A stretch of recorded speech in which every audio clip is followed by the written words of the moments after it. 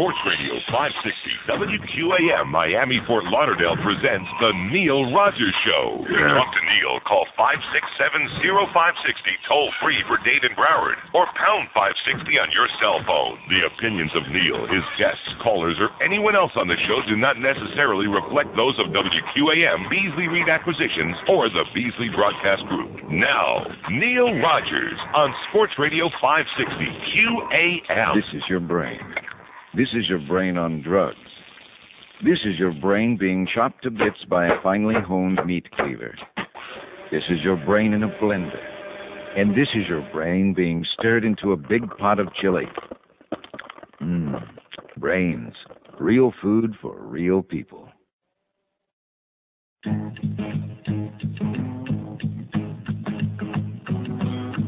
In that book I made it clear, God, the magic part towards other men is where I steer. God, the magic part at Roger Daltrey I sometimes stare. God, the magic part I like his walk and I like his hair. God, the magic part I watch his jeans when he struts. God, the magic part I just love his magic butt. The magic part. When we're on tour, I just hope the magic part. He'll lose his grip and drop the soap. The magic part. I see. I want it. You can't have it. Magic part. Magic part. Magic part. Okay, it's 10:02 at 560 WQM. This is one of the most interesting faxes I've ever gotten in my life. First of all, it's got this is great. It's got somebody's name on it on Kendall Drive, and then it's crossed out, and there's another guy that wrote his name on it. And then at the end, he had something written down that he decided he didn't want in there, so he crossed that out with a magic marker. And thank you, Mike. More God bull crap, Okay, thank you, Mike, but that was enough of that yesterday. I couldn't agree more. That was enough. Let's talk about important stuff today, like meat. Oh! That's what we're talking about today. Nothing like good meat. That's what I always say. And we're talking about steaks. No, actually, I just had a traumatic conversation here for about a half an hour. I'm already worn out. I'm going home. Big, major debate in this place about steak. And poor Joe Costello starts the whole thing by, he doesn't make any sense. He's just, he's just too kind of a mamby-pamby guy. He's just kind of like a middle-of-the-road guy. He doesn't have any strong opinions about anything one way or the other. Maybe that's other than feet. He doesn't like, he's vehement about that. He can't stand your feet. He hasn't seen them yet, probably, but even if he had, he guarantees you he don't like them, no matter what they look like. You may have the best feet since Venus. Well, Venus didn't have good arms, but she had good feet. But at any rate, so he's talking about Ruth's Chris and about the meal. How did he start out about the meal? That was like okay, it wasn't great. It was okay. It was good. His point was that he's had as good steaks for much, much less. No, he did. Yeah, he claimed. That was what he said. He claims. And that's how he started it. Right. But then when I started grilling him about that, if you pardon that expression, then he started on about, it's a miracle that the steak stays juicy and hot all the way through, and it was broiled in butter, and he got extra butter, which is unbelievable, and and about the Italian salad was one of the best he's ever had, and the baked potato even, which ordinarily, what can you do to a baked potato, was really spectacular, and, I love Ruth's Chris. I don't care whether they're a sponsor or not, which they are on the station, but even if they weren't, I happen to love it. And I'm not a schlepper like you guys. I can go out and afford to buy a meal any place I want, in anywhere. And yes, it's an expensive place, and it's good that it's an expensive place. You don't want to go out for a great steak in a place where there's a bunch of schleppers hanging out. You don't. It's like going into a diner and ordering a ribeye steak, Well, what kind of a piece of crap is that going to be? Did you ever get a great steak in a diner? No. Of course not. It's like going to Denny's and ordering a filet mignon, you have to be out of your mind. You go into certain kinds of places and get certain things. Like at Denny's, they got their breakfast is okay, huh? And the pies, those mother Hummer pies, whatever they are, those are great. Those are some of the best pies in the world. I can't eat pie, but if I could, I'd be over there right now getting pie. I'd have a pie in the face. Pie in my puss. How about those Sabres, by the way? Hey, all those Stars people got pie in their face this morning. I love it. And Terry Gregson, you should only croak, you miserable old fart. Yeah, last night it's Eddie Belford takes a page from the Dominic Hasek School of Overacting and results in a goal being called off and another penalty, which they only called 7 in a row on the Sabres, and they still won the game. Oh! Like that. Stu Barnes ties it up in the third period, and who wins it in overtime? Jason Woolley. Oh! Right. And who plays great killing off penalties and playing a great game defensively all the way around? Rhett Warner. You know, Rhett Warner had some great comments in yesterday's Sun-Sentinel. Oh, and by the way, the reason remember the guy read the letter to the editor in the Herald yesterday? And the reason I hadn't seen it is it didn't dawn on me till after the show. I never got my Herald yesterday. Did I get the Herald today? No. Sun-Sentinel today? No. Any paper today? No. No, I had to go buy them, which I can afford the 65 cents or whatever it was with the tax, but no papers today. Because the paper boys or the paper guys, whoever it is, don't want to drive their cars through all the water out there in the Acres and in Sunrise, evidently. Which I noticed, was there any water on Sunrise Boulevard? No. Hiatus Road? No. Broward Boulevard? No. Turnpike? No. No. But if you live in certain parts of town where they don't have any drainage, like out by me, you got a lake. I have a lake in the backyard. I got a lake in my driveway. Have a lake out on the street, every side street off 118th Avenue. We got lakes out there. In fact, we'll start a new subdivision. It's called Plantation Lakes. Yeah, there's Sunrise Lakes. Now we got Plantation Lakes. And I saw this morning on the news, over on the beach, they had the big trucks, you know, where they suck up the water, like the Roto-Rooter guy. Oh, I shouldn't mention him. Remember, I can't stand him. But you know what I'm talking about. How come we don't have those? How come we don't have the equipment? We're paying pretty good taxes out there. Talking no schleppers living out there. People can afford a few bucks. How come we don't have those big water-sucking trucks to clean up all those side streets? And even if they couldn't do it completely, I mean, at least some kind of a half-ass job so you don't have to be out there in water wading up to your goddamn armpits. Anything going on like that out there? No. Sunrise? No. Plantation? No. Hollywood? No. No. Even on the beach I saw yesterday, they had some guy in the middle of the street, and he's like digging, and he finds the drainage thing there, and he yanked the thing up, and the drainage thing too, and all of a sudden you see all the water going down. It's like it's a Macarena out there in Sunrise. Remember that one night last season when it rained like cats and dogs during a hockey game, and luckily it was only one night because that's the dry season, and you walk out to the parking lot and there's water up to your knees, and guess what? Oh, gee, $200 million, we forgot a drainage system out here. Who would need something like that? So we got water up to our goddamn armpits out there, and so let's see, the garbage guys, they're not going to come by. And no newspapers. Because, God forbid, they should actually take their lives in their hands and drive down the streets, you know, and heave the papers up on your lawn. I mean, everybody's got a part of their lawn, at least out by me, that you could throw the newspaper up on if it's properly wrapped with, like, double plastic wrapping, which it's supposed to have, isn't it? Isn't that the way it's supposed to work? Uh-huh. Yeah.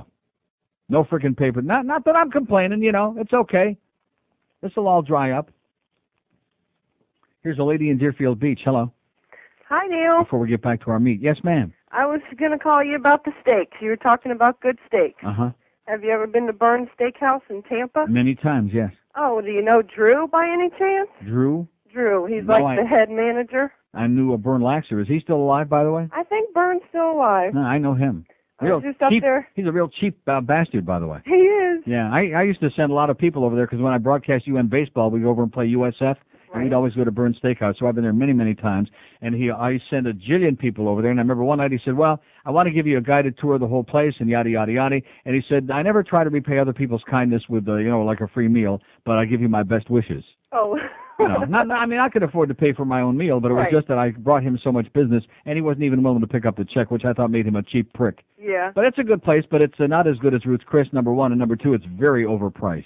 Well, the next time you go, if you're in Tampa, get Drew to wait on you. He's like the head waiter. He's Burns. Now, he's not the guy that does the magic tricks, is he? No. Oh, God. We had this one guy years ago that did magic tricks, which hopefully he's advanced to something else, like the circus or something. Right. But he was ponderous.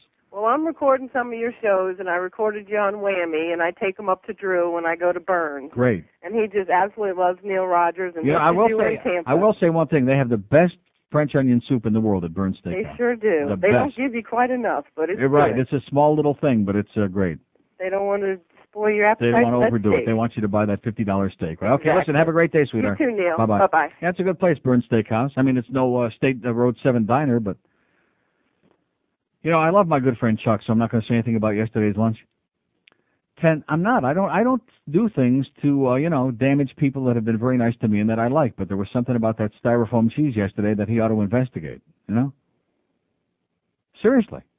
Maybe it really was styrofoam. Maybe it was a joke, You've seen that. You walk into restaurants and they have like things on display that aren't for real. It's like that would melt. Like you can't have a banana split on display at a Walgreens counter in the old days when they had a lunch counter. You can't have banana split. So they have plastic ones, molded ones. You know what I'm talking about? I'm sure you do. Maybe it was like a molded piece of cheese. I won't say a word. It's 11 after 10 at 560 WQM. You want to... Hate that gator meat.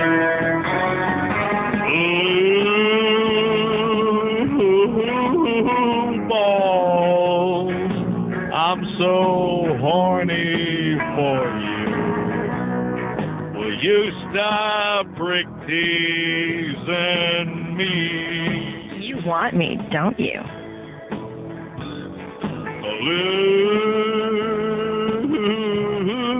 Balls, I'm so horny for you. Won't you please help get me off? Look, but don't touch. I watched you strip down to your bare skin, coat yourself with lard. Oh, baby, I want you to... My penis was standing straight up. All right. And oh, so hard, I now got blue balls. I just want to do you. You want me, don't you? Why don't you help get me off? Look, come on, baby, please. But don't touch. Blue balls over you. 10:17 at 560 WQM, your blue ball station for the 90s. Anybody going to the Marlin game tonight? No. Got it on the air here, 6:30, the pregame game at 7 o'clock. See, I'll get back to my meet in a minute. But I got several other things I got to interject. A lot of stuff here today. Just loaded. Which, by the way, the governor has signed it into law. Choose Life. Oh! Those license plates will be available for you this fall. All you fetus huggers out there. Choose Life. What did I tell you about this Nazi bastard, huh? Oh, no, he's not what you think. He's not in with those fundamentalists anymore. Right. Tell me another good one, okay? In fact, yesterday they had a clip of him on there pontificating about how evil casino gambling is. So we already had a succession of governors hocking us Chinook with that before this one. But this one, you see, Lawton Childs vetoed that plate, by the way. Choose Life, he vetoed that. What did I do with that article? I only have he vetoed it. And the guise is that it's to promote adoption. That has nothing to do with abortion. And like some of the opponents of this said, if they really wanted to promote adoption, why don't they put on the plate, adopt a child? Why wouldn't that make a lot more sense? Adopt a child? Well, what is that? What just happened to the phone thing? Look at that. What was that? I mean, it's okay. A piece of crap. What, this Gettner? Yes. Now you're going to get me, I'm going to get diverted again. I'm going to get diverted again because now we're going to talk about Greg Reed and how much he lies. See, I'm going to tell you something. When you tell a lot of fables yourself, then it's easy not to believe anybody else. I can understand that. Do you follow what I'm saying? Then you have to question the veracity of everything everybody else tells you. We've been working here a year and a half, okay? I've been in the business about 100 years. My credibility in this business is pretty well known. It's not like I just walked it off the street. And when somebody comes in here like he did yesterday, or whatever, maybe it was on Monday, and tells me to my face that he sat and listened to 7 or 8 hours of the show to see if what we told him about not talking about a certain person, a certain agency person who's just loose cannon out of control, which we told him. He wasn't mentioned on those shows. He doesn't take our word for it. He sits down and wastes 7 or 8 hours of his life listening to the tape to discover that what we told him was true. See, that's not my idea of somebody who's a mensch. And I was thinking about that coming to work this morning. It was the same with Bob Green. It was the same, not to as great of a degree. The only 2 people I've ever worked for in this market who we had a mutual trust were Dick Casper and Gary Lawrence. I could tell them something and they would take it to the bank because they knew that whatever I told them, it was as good as gold. I'm not a bullcrap artist.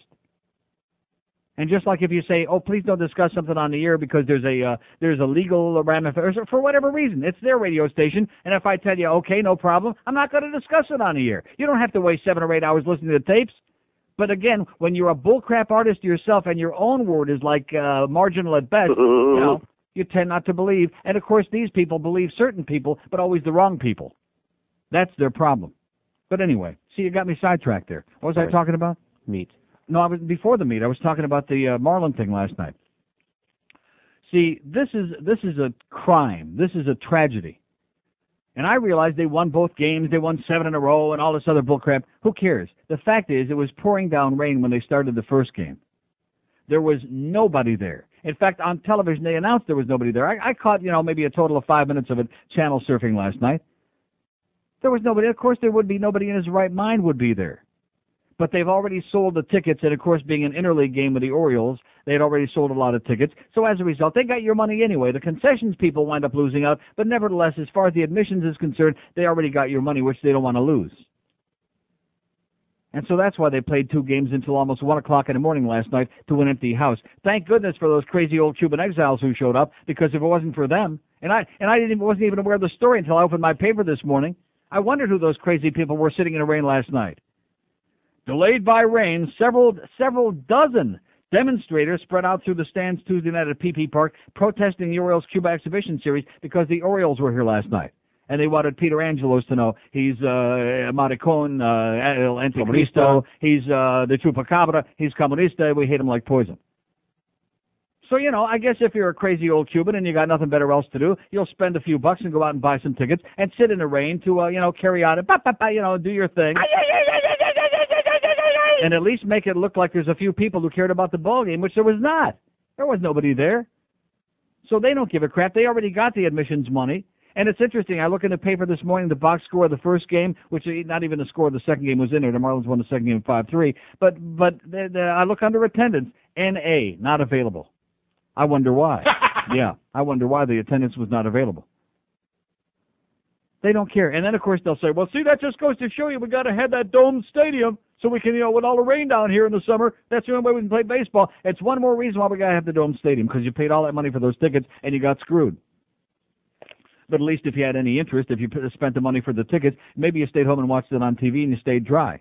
Although you probably, if you had any brains, watched the hockey game instead. Nice going, Stewie. Oh! Nice going, Jason. Oh! Not good enough for the Panther organization. Oh, I started on that, too. See, I got too much stuff today about Rhett Warner and his great comments in the paper yesterday morning in the Sun Sentinel about the Panther organization and about how the young players are given no direction and they have no role and they don't know what the hell's going on. And that's why, like I've told you for years now, the young players in the organization never seem to improve. They just kind of stagnate until they go someplace else. And then all of a sudden, like Jason Woolley, they become stars.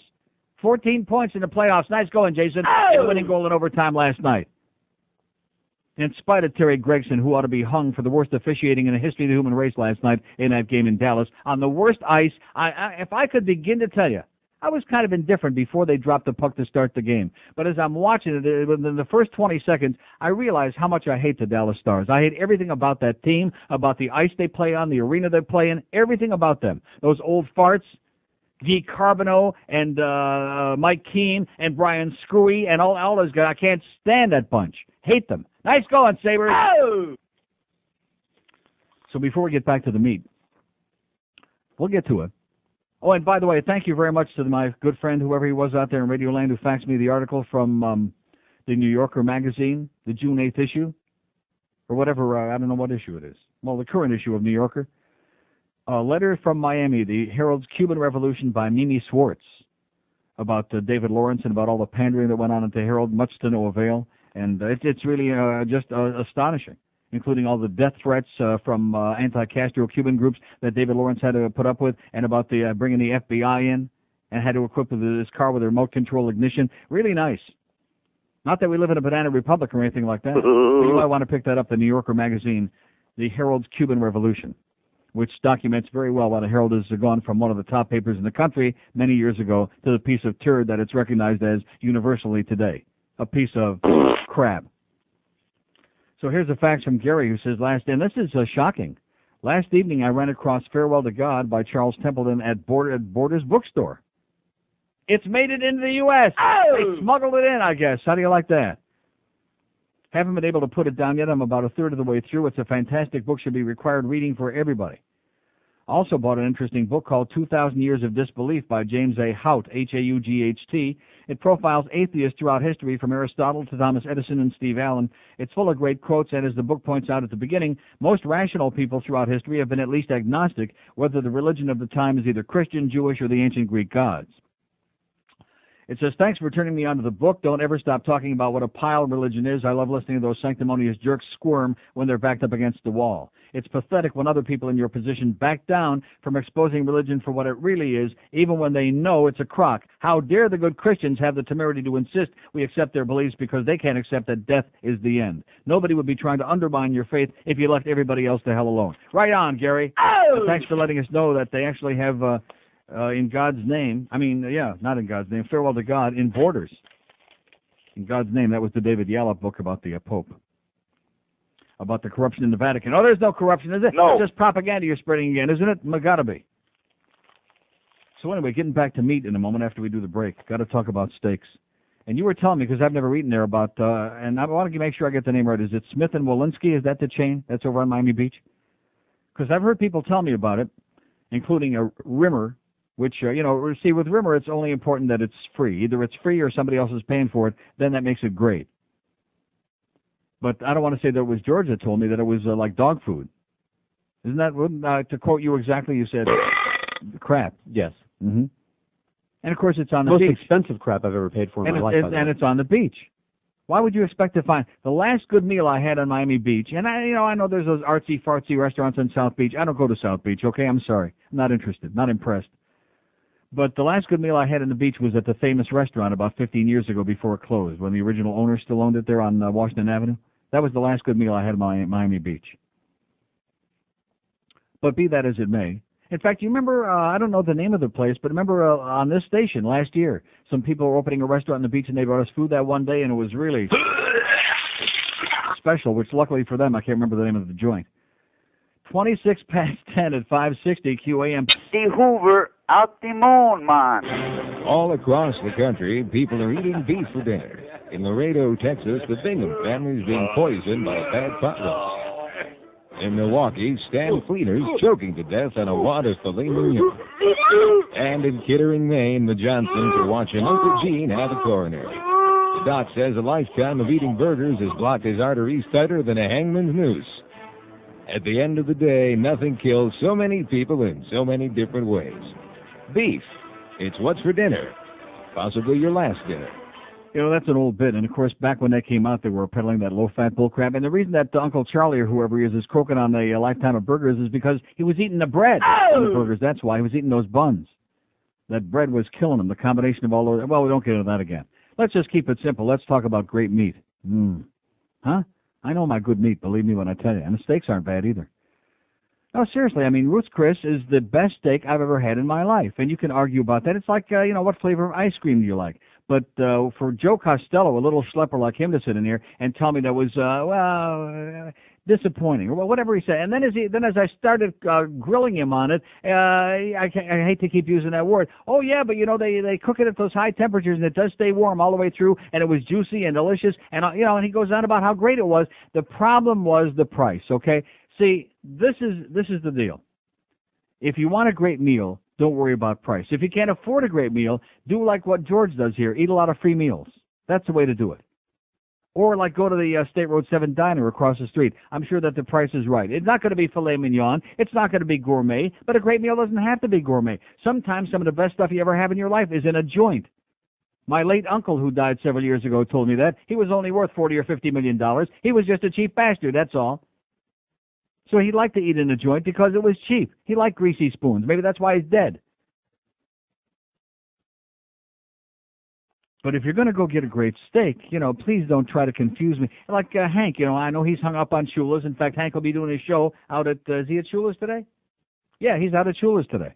So he's got like an incestuous relationship with them. He likes their food, okay, but I've talked to many, many, many people, and every single one of them has told me that they're not in the same league with Ruth Chris for a great steak. And then George is sitting here, oh, well, I cook up on the grill. I marinate it, and I'm an expert on the grill. Great, that's great. That's what you can afford. But don't don't try to tell me that's in the same league with a great juicy ribeye from Ruth Chris. I go to buy Omaha steaks. I go out and I spend my own money. It may come as a shock to you, and I buy, because they stopped bringing them for free, Omaha steaks. And we cook up some ribeyes on the grill, and, you get your steak sauce. It's very good. But is it in the same class with a great steak at Ruth's Chris? No. I'll have to take your word for it. No, you won't. I'll take you there sometime. I'll take you and Crystal there, and maybe even Sabrina. She eats a small portion. Huh? No, she eats more than me. Like I said, she's not going. Get a babysitter. I'll pay for the babysitter. It'll be cheaper. No, seriously, I'll take you there sometime. It's great. I'd love to. Yeah. How's tonight? Oh, in fact, we'll go with Rimmer. He'll buy the meal. Yeah, that's the meal he's going to buy. Oh, I'm sorry. I'm getting carried away now. Yeah, we'll just spring it on him at the end. It'll be another one of those surprises when they bring the check. Oh, gee, Jeff, this check's got your name on it. Here you go. Yeah, I can just see right now. You talk about an ashen look on somebody's puss? Wow. Yeah, exactly. How'd you like those mushrooms, Jeff? They stunk. Yeah. How about the appetizers? They stunk. Yeah. Yeah, because he'd have to pay for it. Oh, when he has to pay for it, boy, wow. But so don't confuse price. Now, this woman talking about Burns Steakhouse in Tampa, yes, it's got a great reputation, and I haven't been there in many, many years. And I know they got that big dessert room now. I can't eat desserts, even though I do eat more than my share of crap, which I'm not supposed to. But when I go out to a restaurant, I don't eat dessert, which is why a couple of times at Ruth Chris, when they sprung the fish food on me there at dessert time, which I did eat, of course, because I can't refuse it being a fish food holic. And I finally said, cut the crap, stop doing that. And especially after you eat a big meal like that. And that's the thing. And I even hear the waiters and waitresses saying to people in there, we have a lot of our customers who are on the Atkins. I hear them saying that. And it's perfect. You can go there and have like a salad, or you can have like a side dish, the spinach au gratin or whatever, and have your broiled shrimp or a shrimp cocktail and a big juicy steak, have a huge meal, and do a perfect Atkins meal. You can do that. So why the hell spoil it with some goddamn fattening dessert or somebody forcing fish food on you that you don't want and you don't need? Can you just see what's happening inside your body when you finish a big, gigantic meal? Because one thing I guarantee you, because if you don't want them to broil the steak in butter, they'll not put the butter on it, but you have to ask. Because ordinarily they will broil your steak in butter, which makes it really juicy, but I warn you that it'll make you every time. That's right. So sit around and linger for a while. Don't get in the car right away. Don't go out and give the valet parking guy your 50 cents or whatever and hop in the car right away, because you might have a very stressful drive home. You might have to make a couple of pit stops, like at whatever that Dalt's used to be. What is that place now? Remember Dalt's? See, I keep asking these things and nobody ever answers the questions because they're too obsessed with bull crap. Here's a mobile in West Palm Beach. Hello. Hey, Neil. Yes, Good morning. How you doing? Great. Do you like prime rib? Are you a prime rib guy? No. Well, only the end cut, if I can say that. Right. Because usually prime rib is like bloody. I like medium well. Any steak I have, no, I don't like bloody. I order the end cut too. Because I see people eating steaks or like a prime rib that's just like raw. They might have just cut it right off the cow. I don't know how people eat that. That's kind of disgusting. They're like Dracula. Just suck the blood. I've never been to Ruth Chris, but I have been to Burns. I've been to Shula's. Right. That was okay. I've been to Morton's up in Chicago. Yeah, that's great. And then there was Lowry's. They have Lowry's Seasoning. They have a couple of restaurants that they specialize in prime rib. Mm-hmm. There's one in Chicago, Dallas, and I think Los Angeles. Oh, I'll tell you where they had great steakhouses. It was in Omaha, because 5 years in a row when I did UM baseball, we used to go out to Omaha for the College World Series like they're doing this year. And, man, you talk about great steakhouses. Omaha's got some of the best. Right. And second subject is that I was born and raised down here. I lived here all my life, so I've told you before that I'm not really up on hockey, but I do watch it. Yeah. And that game last night was just overly exciting. Yeah, it turned out to be great. I mean, the hitting, the play, the nonstop. I mean, I can't see how people say that sport is not a sport or whatever. These people who just badmouth it. What a game. Because they don't understand it. They're too stupid. Anybody that doesn't think hockey is the greatest game in the world doesn't even begin to understand it. Right. Well, I saw it on the Fox feed, on the regular TV. Right. And they were showing highlights of a game in 1975 up in Buffalo. Yeah. Where they had fog inside the building. Right. Unbelievable. Mm-hmm. How could they even Flyers play? and Buffalo, right? Excuse me? I said, yeah, it was pretty It was the intense. Flyers, but how could they even see the puck? Right. Unbelievable. I never seen anything like that. That was like a phenomenon to me. And, well, it was great talking to you. Have a great day. And go Sabres. Excuse me? I said, go Sabres and have a great day. 5670560. Kick that Dallas Stars' ass is what I say. Oh! Hate those Stars, man. Obnoxious bunch of, and that Alfred Hitchcock, their coach, that big fat pudwhacker that gained all his weight back, by the way. Yeah, Fat Boy was in here this morning, our buddy from Buffalo, my good close fat personal friend, gloating and bouncing around here like a rubber ball. He looked like Rick Jeanneret before Rick lost all the weight. In fact, I think maybe he found it. But he deserves the credit. Nice going, Sabres. Oh! Everybody, yeah, I got sucked into that too. You know, well, it doesn't make any difference, Buffalo or Toronto. They'll get swept in 4 by the West. Well, based on what? Based on what? Based on that boring coma trap game that the Stars play that nobody in their right mind wants to see? There was, and those knowledgeable fans there, yeah, they do pack them in, but they're like the fans down here, you know. They know nothing. One play when a shot gets deflected in front of the net off a stick and goes up into the crowd on a good Buffalo scoring chance, and the crowd starts chanting, Eddie, Eddie. He the puck never got near him. He never touched it. Eddie, Eddie. How's Eddie feel like now, huh? Like crap. Nice going, Eddie. You watch. You just mark my words. He'll start letting in the greasy goals. He'll revert to form. Tigers, Leopards don't change their thing. They're crap. Isn't that how that goes? So anyway, like I said, Joe Costello wouldn't know crap from a great meal. In fact, we've got some crap au gratin coming in today from my backyard that you might, a little waterlogged after yesterday, but it might be pretty good. Might be better than that cheese, and it might actually melt in the microwave. 21 before 11 at 560 WQAM. Johnny Dykes and assholes. Join the NRA, toot your gun today. Yes. Have yourself some down-home Christian fun. Throw your friends away, we'll back you all the way. Defending your right to own a gun. When you think of all the benefits you're getting, life will be sweeter when you pass your heater. You carry a license to be deadly. Come on and join today. It's the American way to be a member of the NRA. Aim for the knee, aim for the chest, and always aim for the head in case they're wearing a vest. Sharpen your skills, feel more fun. Be there to defend your right to own a gun. Come on and join today, and you'll be proud to say you're a member of the NRA. Okay, calm down. 10:45 at 560 WQM. We're discussing fine meat today. And I don't know why I'm wasting my time doing that in this town, because generally speaking, most of the people here are like, you know, they gum their food. Remember that place called Duff's, with all apology to our Pussy Galore, to our PG? No, you know the place I'm talking about, the Smorgasbord. It was right by you out there in Pembroke Pines, on the corner of Palm and Hollywood Boulevard and Pines, right? Where it used to be. Duff's Smorgasbord, right. And everything in there tasted the same. The desserts tasted like the spaghetti, and the meat tasted like the macaroni. Everything was mushy because you could gum it.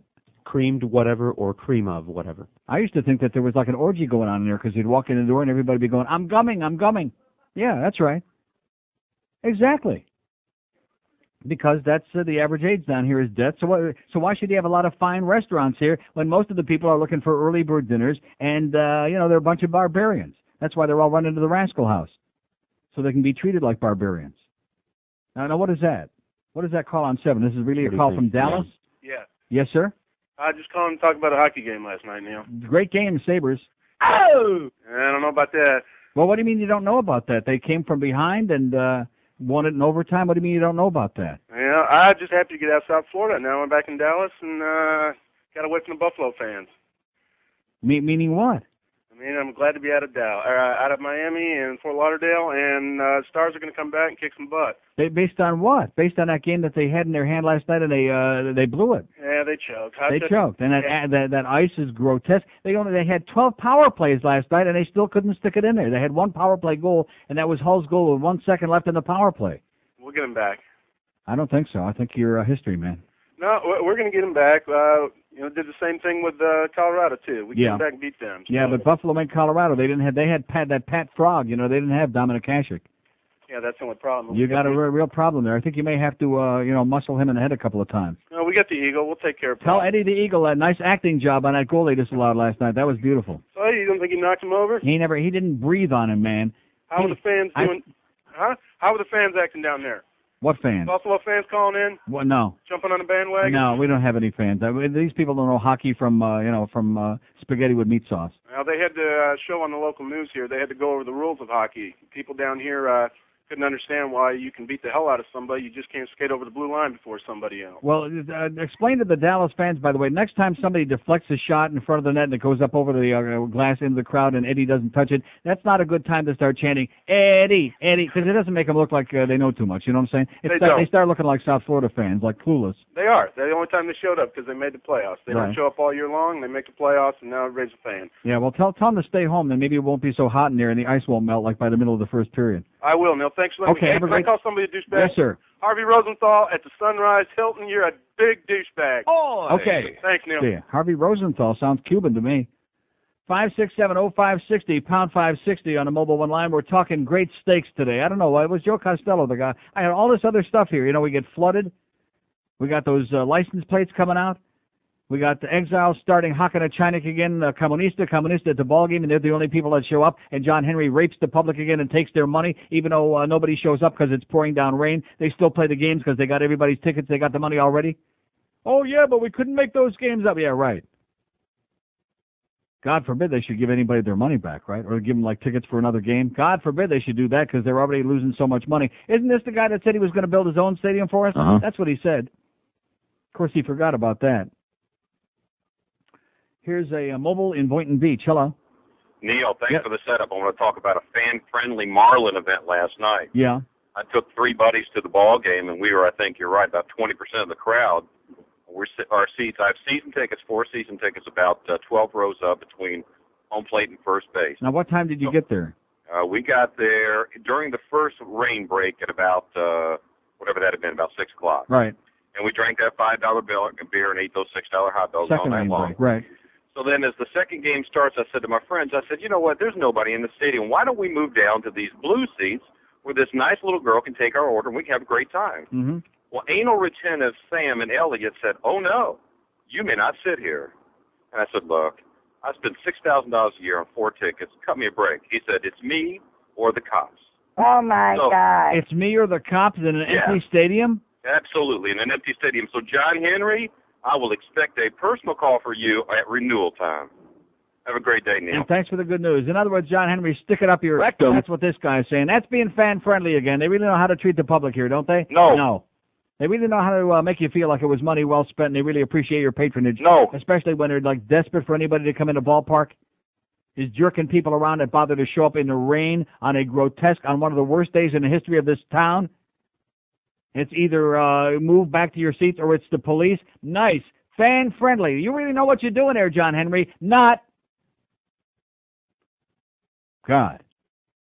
Oh, here's the game again last night. Look at this. It'll be costly. Curtis Brown finds Jason Woolley. Jason, baby. Not good enough for the Panthers. Stu Barnes, Jason Woolley, Rhett Warner, Lindy Ruff. Not good enough for the Panthers. Just good enough for the Sabres who are going to win the Stanley Cup. Oh! Attaboy. Nice going, guys.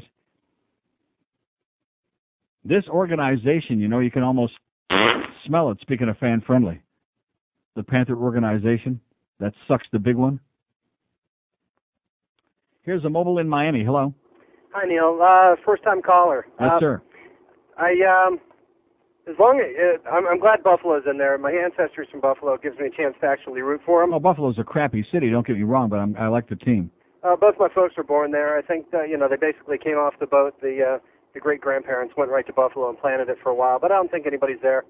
My dad ended up growing up part of the time in Rochester. So all right, now we're talking. I think he's like a year or two behind. No, maybe a year or two older. That's a great place to be from. Exactly. Mm-hmm. Don and Bob's Go. Right. Great steak. Dick and Irv's, yeah. But on the steak subject is why I called. I've been to Smith and Wolenski's in New York. Great steak. I've been to a lot of places. Well, how come the one here sucks then? According I don't to know. George? I've never been there. I have not eaten at Ruth's Chris. I've had intentions for a long time. I've been to Burns. I go there probably on an average of once a year just because it's a great experience. Mm-hmm. But the best steak that I think I've ever put in my mouth was in a little restaurant. I don't even remember the name. It was like $10.95 in a little town called Fairfield, Iowa. It was ungodly. I think I ate it with a spoon. Yeah.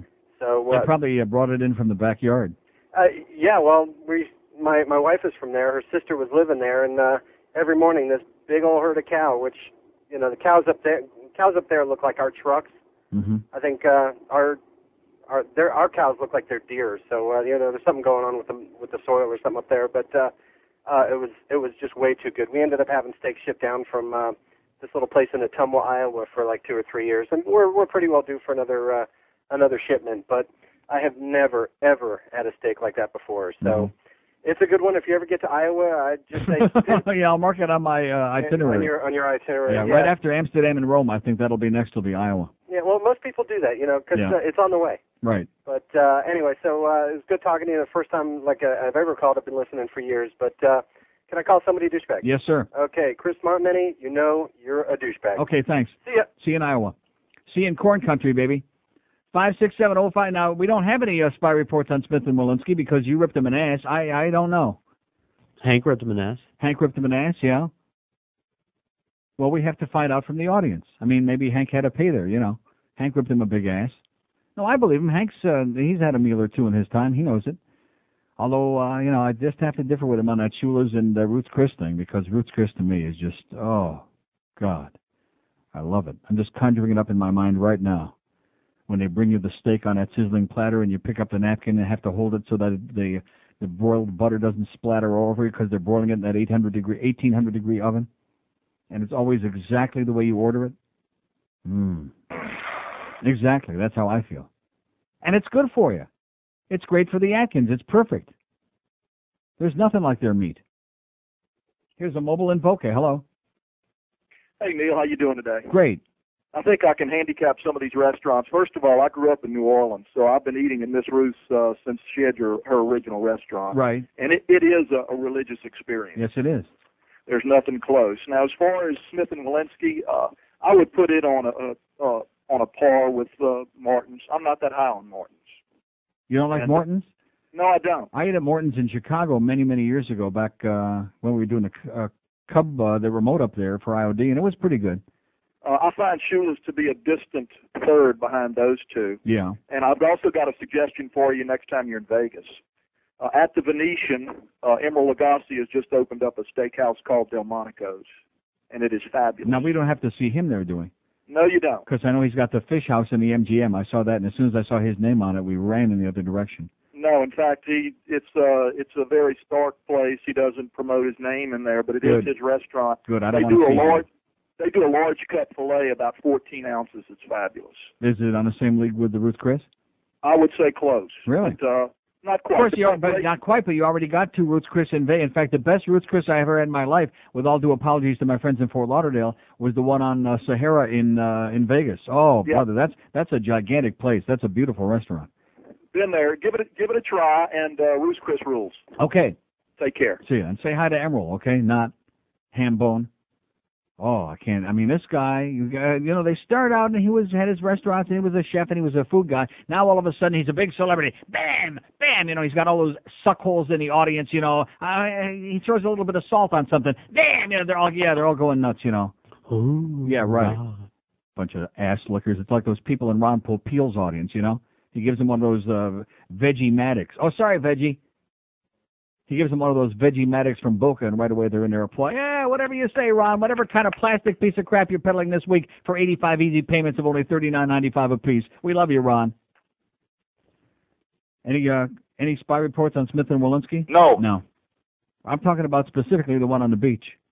567-0560, pound 560 on a mobile one line when it comes to getting the... WQAM, Miami, Fort Lauderdale.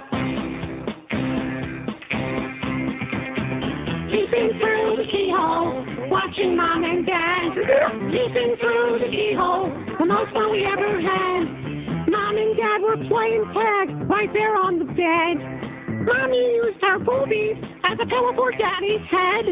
Mommy's head was bobbing, she almost got whiplash. I don't know what she was drinking, but she got a milk mustache. Peeping through the keyhole, ain't sure what I see. but I sure do like it more than anything on TV. Mom and Dad were hooked together like my Lincoln logs. Last time I saw something like that, Mom was yelling at the dog. Dad was breathing heavy. Mom was on her knees. He must have had a boo-boo 'cause she kissed him where he pees. Peeping through the keyhole, watching Mom and Dad.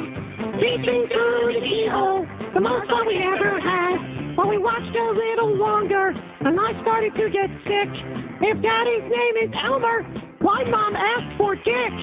Daddy groaned and his eyes rolled back. Mommy wanted more. She climbed back on top of him, but all he did was snore. Peeping through the keyhole as the minutes pass. I can't wait to try this out on some girl in my class. Yeah. Well, I can't wait to try this out on some girl in my class. All right. 11:02 at 560 WQM. We just discovered again why this is a great job. Not that we work for a guy that's got an overabundance of intelligence or any kind of class, but beside that, setting him aside, please. We got lunch coming at noon today, and guess I'll give you 5,000 guesses where lunch is coming from today, and the first 4,999, they don't count. We got lunch coming at noon today from Smith & Walensky, the beach. We got steaks, we got creamed spinach, we got all kinds of good stuff coming today. You like that? Uh-huh. I like it. See, I told you, George, that's right in your budget. Free meals. Yeah. At least one free meal a day. You can squeeze your way through, fake your way through life. Here's a mobile in Coral Springs. Hello. Neil. Yes, sir. Speaking of meat, I hope the spokesman was choking on his meat last night watching that our wonderful young team that was traded away. Stu Barnes. Yeah, Brett Jason Warner. Woolley. Jason Woolley. Lindy Ruff, who was a hell of a guy, too. Right. Uh-huh. You know, we kept the wrong guy. Everybody that wasn't good enough for the Panthers, went on and starred someplace else. Marty Straka, Ray Shepard found his touch again up there in Carolina. Everybody that wasn't good enough for this organization, they went someplace else and they were kicking ass. They weren't big enough, and neither am I. But, that's another story. But, Yeah. It's ridiculous. What other thing, by the way? See, it's a lot easier to get rid of those players in this organization than it is for Bill Torrey to have the balls to say to the Murrays, you guys suck, you're professional losers, get out of town, and let's bring in somebody here that really knows how to do it. One of them's got pictures of Wayne. I don't know. It must be, and naked pictures of Wayne and Bill Torrey, I think, with a goat in the middle. Did you hear Dave O'Brien yesterday during the first part of that game? He says there was the fans there. There was nobody there. Yeah, I heard him say. He said there's nobody here. I only channel surfed a few times and caught. I did see the end of the game when Jesse Orozco, who's one of the big choke artists in history, walked in a winning run on a pitch that was 10 feet high and inside. But I did hear Dave say that because he's not a big artist. He said there's nobody here. He goes, the fun of coming to a ballpark is getting a foul ball. He goes, you come today, you can get about 7 or 8 of them. But how do you like these guys who were season ticket holders, spent all their money for John Henry, and then they want to move down to good seats where they can be close to the action, and either go back to your seats or the police, one or the other. How do you like that? He's an asshole. Unbelievable. And have a great day. Yeah, I mean, you would think that the public address announcer should make an announcement at that point. Once it got to a certain point. And say, hey, listen, all you people that bothered coming out in this inclement weather, the management of the Marlins really wants to show our appreciation. Please feel free to move down wherever you want to sit and out of the rain and whatever. And thanks for coming on an impossible day. No, they're not going to do that. All of a sudden, on the worst day of the century, they decide to start playing hard ass with the fans, with all 100 of them that showed up. Seriously, if you took the exiled Cubans who showed up, the old Domino Park lunatics that showed up to protest Peter Angelos, if you took them out of the mix, what'd you have left? About 200-300 people, maybe at most? Uh-huh. Most? I'll tell you, John Henry, you may think that you're a hotshot, but you got a lot to learn about life. You got a lot to learn about running a sport, about anything. But at least you're consistent. You're just like your predecessor, the Wayne Hypinga organizations, every one of them. Don't confuse us with public relations. It's not in our vocabulary. Just ask the Panther fans, those who understand the game. All 10 of us. Here's Miramar. Hello. Now. Yes, sir. How are you? Great. I'll be there at 12. Yeah, likely story. I went to the one in New York. You eat your own meat. I can always go for a piece of meat. Uh-huh. And a steak, too. Right. I went to the one in New York City. It was good, but Ruth Chris is a lot better. Really? Yeah, and Shula's bites the dust in comparison to those two. Yeah, I don't know why they're always trying to peddle us Shula's, even though we have a great working relationship with them. And, of course, everybody on this station is in awe of the old man. So, yeah, but they're expensive as hell. I mean, can you imagine what it costs to print those football menus? Yeah, that's true. Yeah. So do they really have them on a football? Yeah, sure. they have the menu on. Yeah, they have the menu on the football. Somehow my idea of going into a great restaurant and having the menu on a football, that's just $12 for a Caesar salad. Give me a break. God, yeah, El Paso. But anyways, Smith & Wollesky's is very good. I think it's a little more formal than Ruth Chris, but Ruth Chris is, to me, is the best. Oh, but that's why I like Ruth Chris, because you can walk in there dressed like a slob, which I usually am, and they don't care as long as you got money. There you go. Or you go with somebody that has got money, which means leave room or home, you know. Yeah, definitely. Okay. See you at 12. See, I'll let you know how it is. All right. Okay. Yeah, we're going to let you know how the meat is, and the steak too, because we got Smith & Wollesky's coming. And what do I?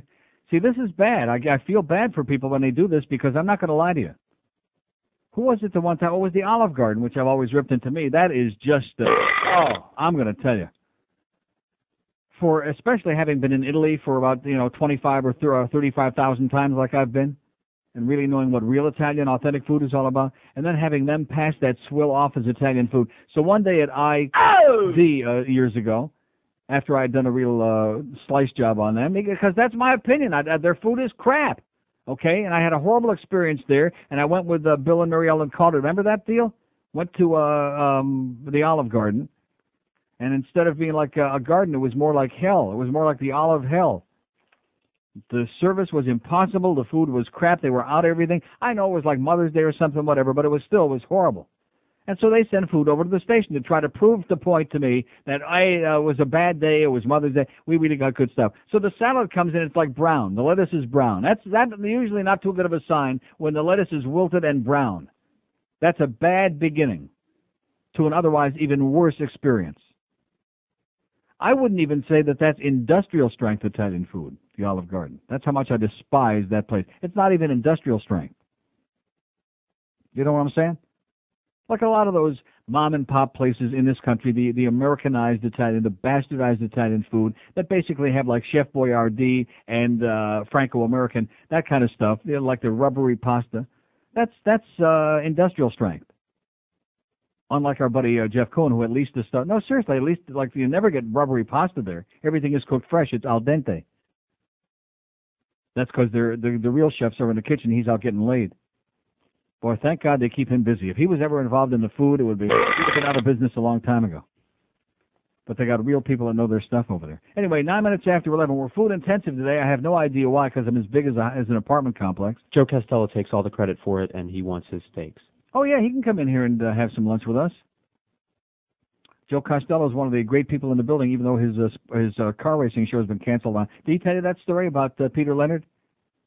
Your good friend, by the way, Peter Leonard? He's an asshole. Oh, he is so creepy. I mean, maybe he's not a bad guy, but he just gives me the willies. He gives me the willies. Yes, I would rather see him than Todd Dreck, but I'd rather see the Chupacabra than Todd Dreck, okay? Anybody. But Peter Leonard, he's just creepy, just slimy, like slippery. He's perfect in sales, man. He's the perfect sales hole, slippery and slimy. Like you feel like you have to go and take a shower and scrub real good after you just see him in the hallway.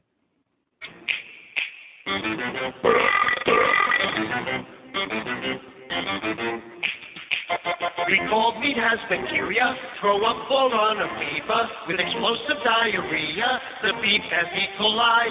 You really should be cautious, you could get very nauseous. The cows are victorious, the beef has E. coli. Meat.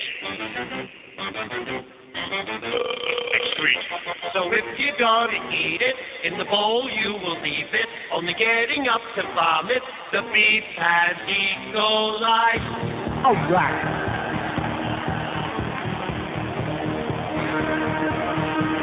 Oh, there's a buzz on the street, I'm sticking in town. Yes. You got a seat, there's no doubt.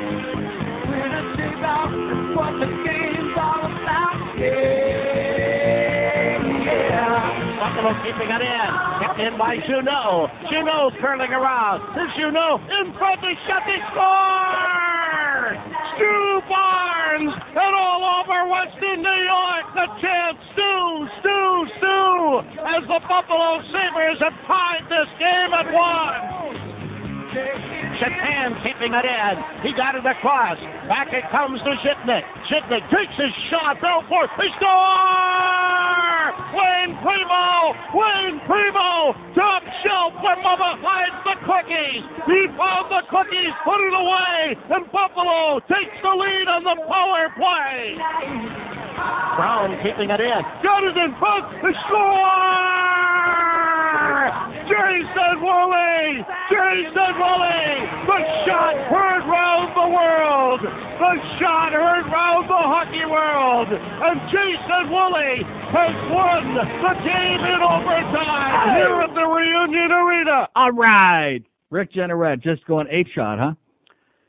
Oh, I get goosebumps hearing him. He's just unbelievable. It's 11:16 at 560 WQM. Dallas Stars going down in 4 straight, baby. They're stuck in a big one, down there in Big D. Oh, I love it. Who could have ever believed it? 5, 6, 7. And especially the first few minutes, it looked like a blowout. It looked like Dallas is just going to blow through them like Grant took Richmond. Oh, sorry, Craig. 567-0560, pound 560 on the AT&T wireless line. You ought to see Fat Boy bouncing around here. Anybody down on the second floor, we're not having an earthquake. There's not a gangbang going on up here. It's just Fat Boy is bouncing around the halls with his Buffalo victory last night, and I don't blame him. Here's Boca. Hello. Hey, Neil. Yes, sir. I can feel Fat Boy jumping, and I'm all the way up in Boca. Probably the whole country can feel it. Hey, first off, the baseball NA in the box scores means nobody attended. Yeah, okay. And second, I've got a great story for you. Yeah. My friend is a financial planner, and he had an elderly woman come in of the Jewish persuasion. And, Boy! Yeah, right. And he's they're going over her financial statements and everything, and all of a sudden he hit his mouse on his computer. Yeah. And he had forgot to take off he was checking his porn site in the morning. Mm-hmm. So all of a sudden he didn't know, but the screen had resumed, and there's this girl on the screen, and she's totally getting soaked. Oh, my God. And the lady's was looking at the financial statement, and all of a sudden she's looking at the computer screen and just with her mouth wide open going, oh, my God. Open wide. That's what they always say. And then he's trying to scramble and minimalize it, and he couldn't do it. It was the funniest story. He told me all about it. All right. Great. I just thought probably the most exciting thing that happened to her since her teeth fell into glass. He said after he finally got it off the screen, she couldn't concentrate anymore. She had to leave. Thanks for the good news, pal. See ya. Oh, by the way, speaking of teeth falling down a thing, that was another great story. What's the restaurant I can never think of that begins with a V, where I had my sliding off the toilet seat episode? Yeah, the Calders and I used to eat there all the time. It was pretty good. On, is it 441? In Davie. What the hell's an Italian restaurant? It begins with a V. Vito's? No, not Vito's. No, I can never think of the name of this place. I'm pretty sure it's still there. Well, at any rate, to make a long story short, one other time we eat in there, and there's an old woman, probably the same woman he's talking about, and she's in the ladies' room, and all of a sudden she starts screaming and screaming. Oh, no, it wasn't there. This was up in Palm Beach. This was in Palm Beach with Bill Calder and his first wife. And I'll never think of the name of that restaurant, but kind of a fancy restaurant. And a woman starts screaming in a restroom in this real old bag. She had thrown up in the toilet, and her false teeth went in the toilet. So for that she screams? She flushed them down the toilet. Oh, okay. 567-0560, pound 560. You would scream too if your dentures went down the goddamn thing. No, I just reach them, get them out. Yeah, went out, reach in and grab them out. What a crappy way to lose your teeth, huh? Here's a mobile implantation. Hello. Mobile implantation. Vinny's. Morning, Neil. Yes, sir, Vinny's. That's right. How you doing today? Great. I tuned in just in time for you to hear you talk about the public relations, not about the Marlins. Yeah, they and suck. I've been in the business for many, many years, and you hit it right on. The teams down here don't do what public relations is supposed to be all about, which is building goodwill and credibility and respect among its constituents, and that just doesn't happen down here, so why should they start now? No, their whole mentality is just keep building us new arenas and new stadiums and just keep coming out like we're somehow obligated to do it and keep renewing your season tickets, and we'll do whatever the hell we want to you. We'll treat you like crap. Exactly, Neil. And even my students understand. A first year public relations student understands you have to build goodwill before you can call on anybody to do anything. Right. And that doesn't happen down here. It's take. Yeah. You're absolutely right. One other quick thing before I totally run out of material.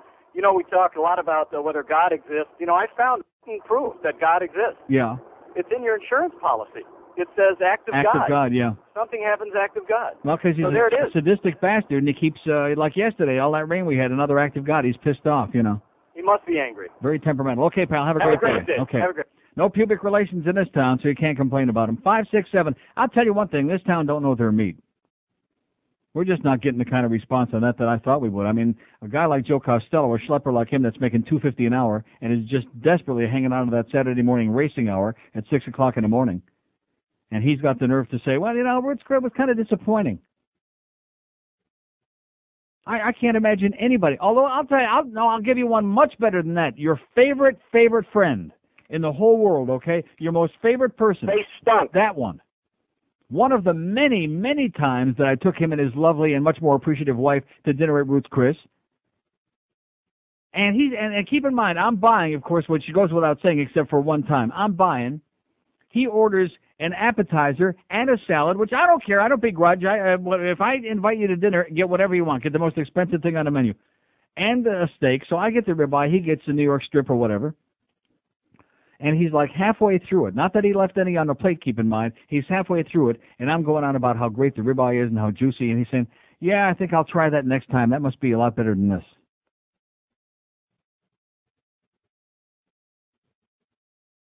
In other words, it was disappointing.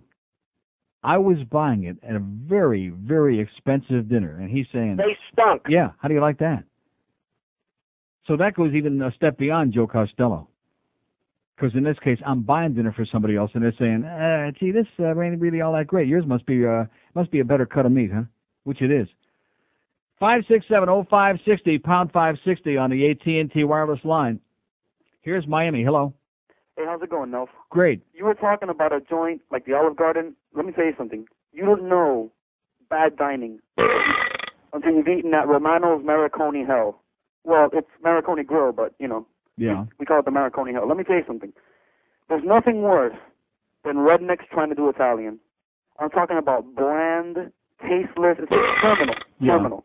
It's like, you know, Italian food on the go, because everything's like already pretty much prepared. Like, once you get there and you order your meal. Prefabricated, yeah. Yeah, like the pasta, they just run it through real hot water, like real quick, and then they put the sauce over it, and it's ready to go. Yeah. It sucks. Yeah, I think they're bringing lunch Friday. Are you serious? No, I'm just kidding. Oh, man.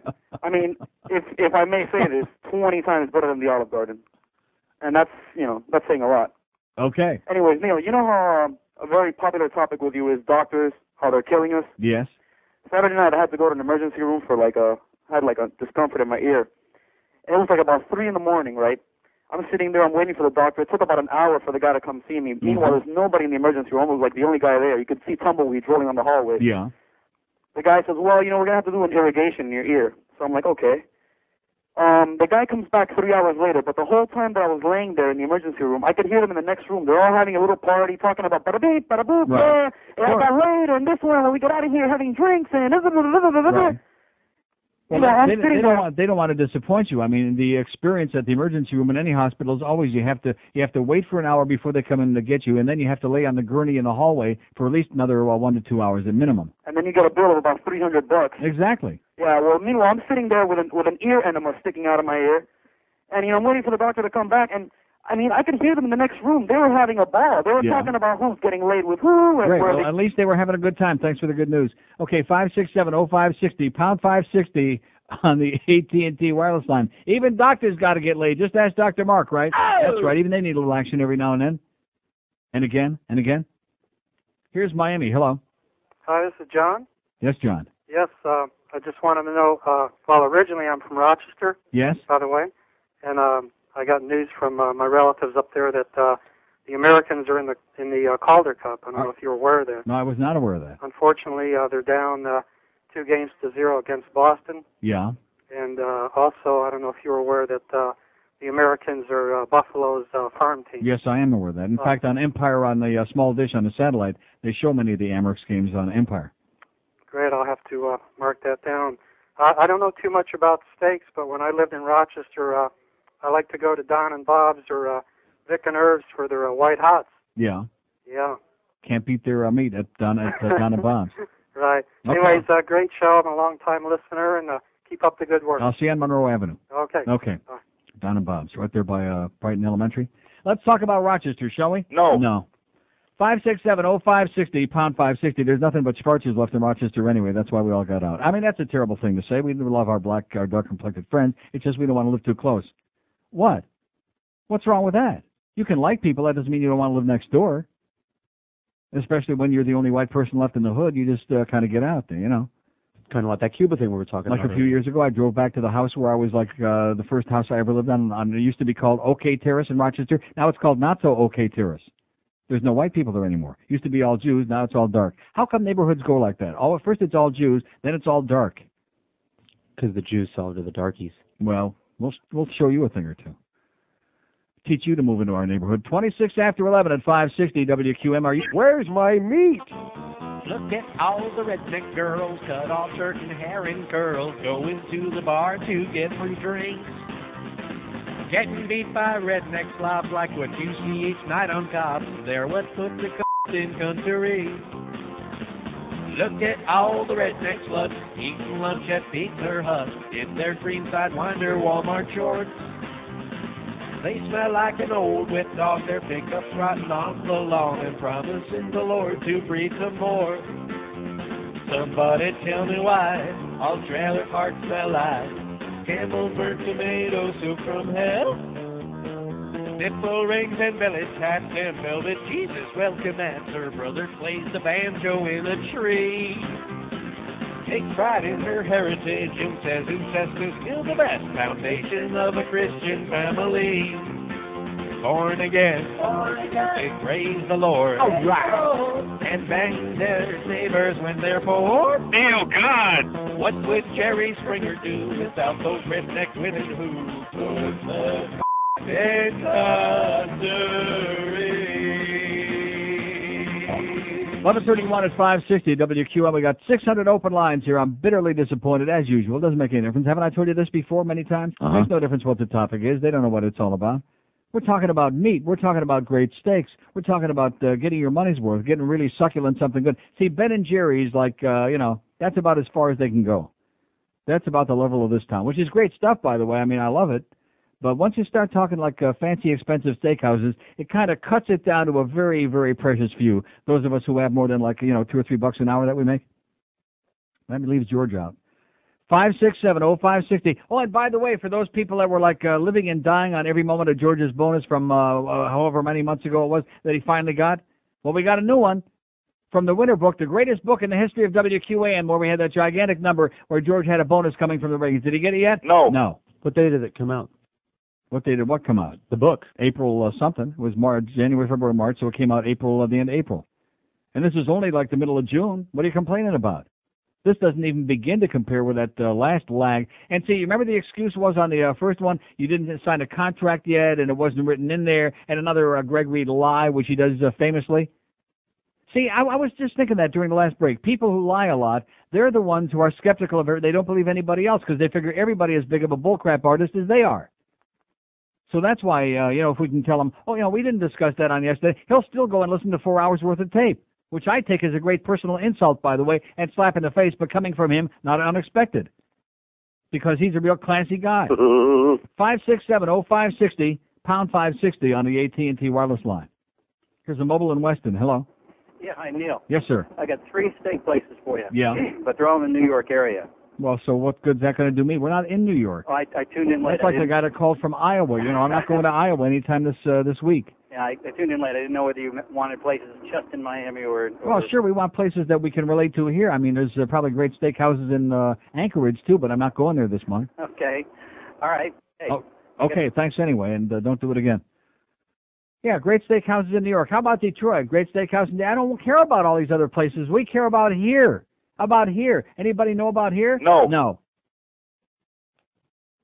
Like there's a Morton Steakhouse, I believe, on Key Biscayne, so I've been told. I've never been there, and I'm sure I know it's part of the same chain from the Mortons from Chicago. Have I ever had a call about that? No. Anything about it? Maybe 20 years ago. You come on, you ask for some simple information. It's like the day that I was talking about Howard Kleinberg's column in Miami Herald about the famous restaurant. Remember that day a few months ago? What a great column, and right on target. And could I get any response on that? No. I don't know what kind of la-la land these people live in. I have no clue. They're all going through the drive-thru right now at some, some crap hole place. 567-0560, pound 560 on the AT&T wireless line. They're all going to say hi to Dave Thomas now. Here's a mobile in Hollywood. Hello. Hey, Neil, how are you? Oh, I do like Wendy's. Yes, sir. Neil, I want to tell you a funny story. You were telling about the old bag that dropped her teeth in the toilet. Yes, flushed them down the toilet. Right. Do you remember the restaurant, the Sea Shanty? Sure. Long since gone. Okay, that used to be, you're talking about 125th and Biscayne or 135th and Biscayne? Yeah, exactly. Yeah, it used to be Rocky Graziani's before that, years ago. I don't remember that.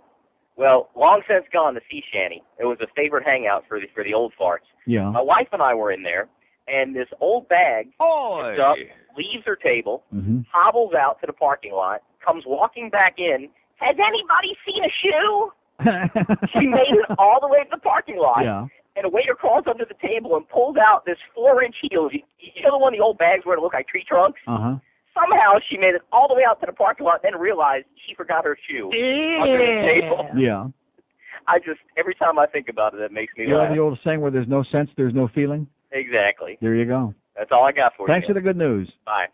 567-0560, pound 560. That used to be Rocky Graziani's, I do believe, the Sea Shanty many, many years ago, and that was a real good attendant. And I brought that up over the years. Nobody ever responded. No, because nobody's ever been here. See, I'm the only one that's stuck here after all these years.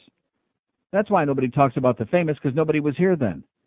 Everybody that's here now was someplace else back then. The same with Rocky Graziani's. The same with the New York Steakhouse. Now, there was a place that had great steaks, but it's so long ago I forget.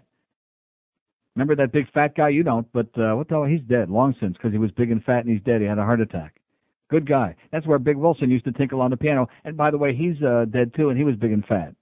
He used to play the piano at the New York Steakhouse, which originally was over on the beach, and then they moved to Biscayne and 100 and whatever it was, which didn't last very long. Marty, it's coming back. How do you like that? His name was Marty something or other. Jewish guy from New York. There's only 3 million of those. But that was his name, Marty something. Marty Sussman. Oh, God, have I got a brain? Have I got a mind? Oh, my God. Marty Sussman and the New York Steakhouse. That was a great place, I think. Although, let me tell you one thing about steakhouses. Right off the bat, if you go to a place where there are steaks and on the table there is like A1 sauce and Tabasco sauce, you know that it's not going to be the best. You know what I'm saying? And I do like, what's that good steak sauce that... Peter Luger's. Peter Luger. Oh, I love that. Where the hell do they have Peter Luger's? Oh, I know where they had it, in the dining room at the track.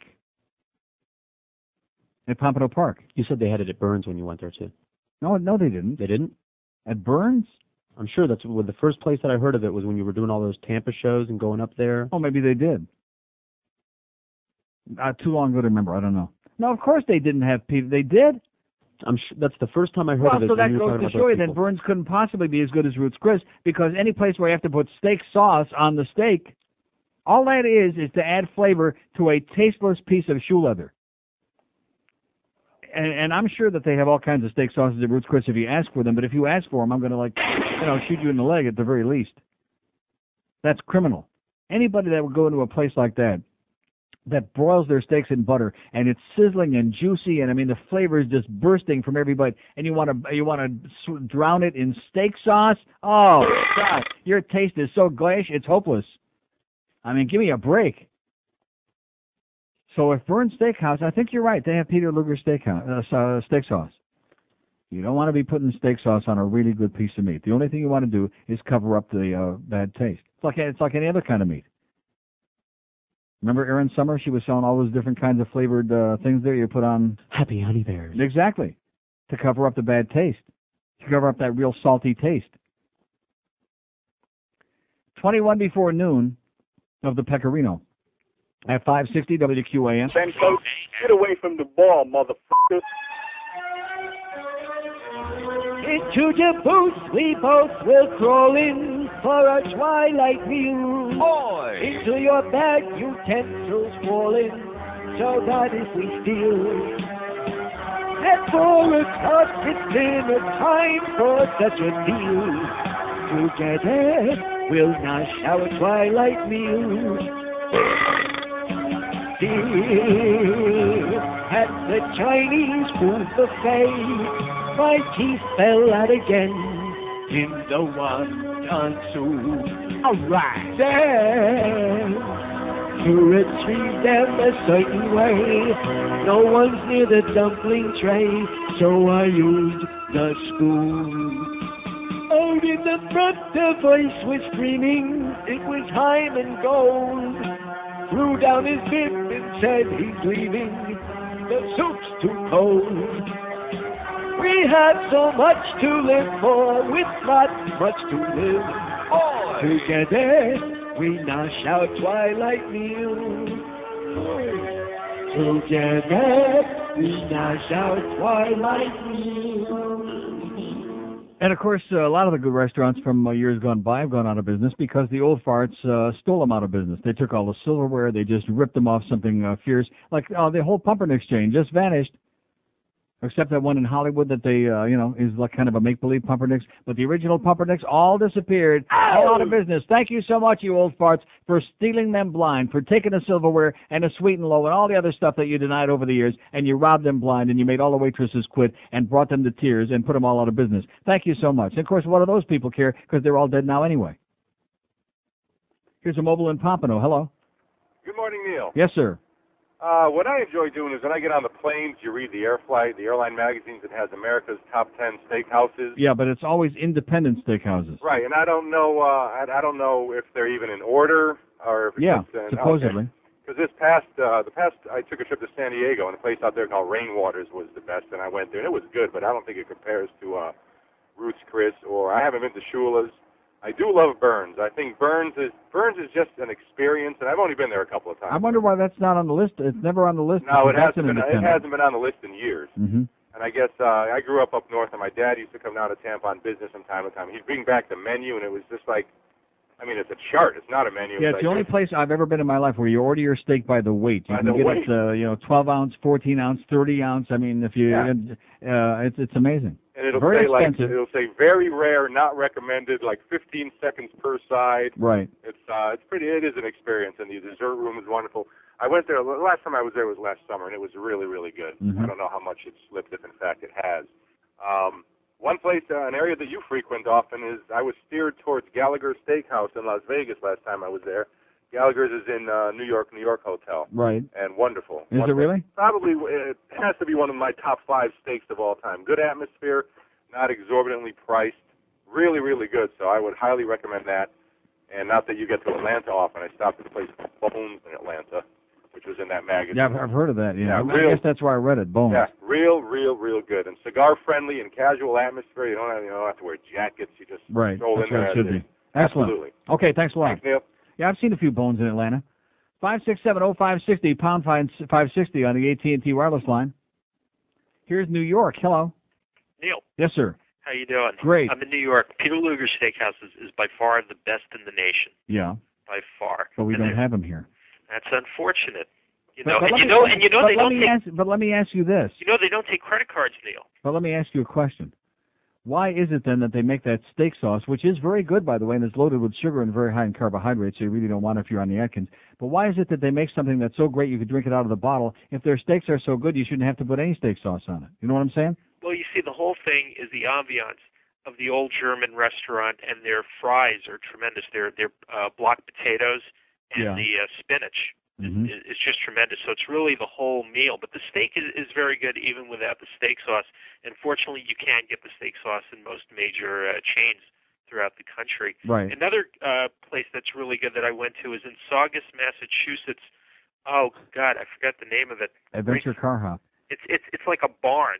Yeah. It's huge. Hey, now, what are you laughing about, George? There was a place called Adventure Car Hop on Route 1 in Saugus, Mass. It was owned by Arnie Ginsberg, who used to be on WMEX in Boston 100 years ago. Neil? It was a great place. Yes, sir. Other steakhouses in New York, Sparks. Yeah. Big Paul. Okay, well, listen, we'll see you in the Bronx. Okay, we don't care about New York. Don't you understand? This guy calls right away. I'm glad for you. Okay, you got a lot of great restaurants in New York. We know that. Anybody with a brain knows that New York is just there are more great restaurants in one block in New York than in a whole state of Florida. We know that. Give us a break, okay? This guy's killing me. Saugus, Massachusetts. Then there's this place in Dearborn, Michigan, and there's a place in Inkster. If you're dark enough, I mean, stop already, okay? We're talking about us. See, this is the problem. Nobody cares about us. Even we don't care about us. I don't give a rat's ass about New York or some restaurant in Oklahoma City or in San Diego. Nobody cares. God, they have great food in Hawaii, too, man. Phenomenal. It only takes about 100 hours to fly there, but God, they got fantastic food there. Just unbelievable. Would I go back there? No. No way. I was there 6 times. It was great, and now it's like overcrowded and congested in Waikiki, and I don't want to go. I don't want to hear about the other islands, about Maui. I'm not interested in the scenery. If I want scenery, I can go over here and watch the old people riding on the beach. I don't need to worry about scenery. Too congested. Takes too long to get there. Here's a mobile in Green Acres. Hello. Hey, Neil. How you doing? Great. Yeah, we've got 2 things in common. Number one, I spoke to you once at Pompano. My father drove a Little Brown Jug winner C-Train to victory with Benny the Whip Webster, number one. And Your number father 2, was Benny Webster? No. My father was a harness owner, and he I thought you said he drove him. No, he actually was an owner, driver, and trainer, but when he raced... What was his name? His name was Lee Benson. Oh, never heard of him. Yeah, he drove. He was mostly at Yonkers, Meadowlands, and Roosevelt. You know, the first harness racing driver I ever interviewed was Benny the Whip Webster at Batavia Downs about 100 years ago. That's right. 36 years ago, yeah. Benny was great in his day. Now, let's see. Benny won his last race, 20 years ago he won a race?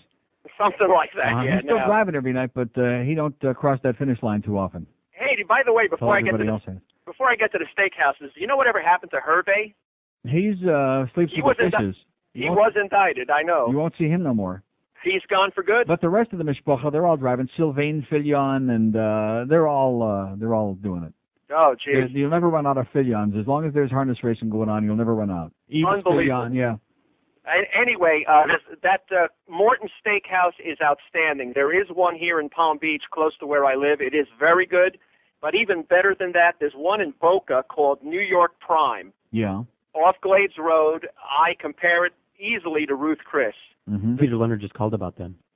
They are just outstanding. The ribeye is unbelievable. I love ribeye. Ribeye is my favorite cut of steak. There's nothing like a juicy ribeye. Oh, man. Then you will love it. It's where I know you're about people like it New York strip. I used to get New York strip all the time in a steakhouse years ago, and I guess I was a lot more boring then than I am now, or less adventurous.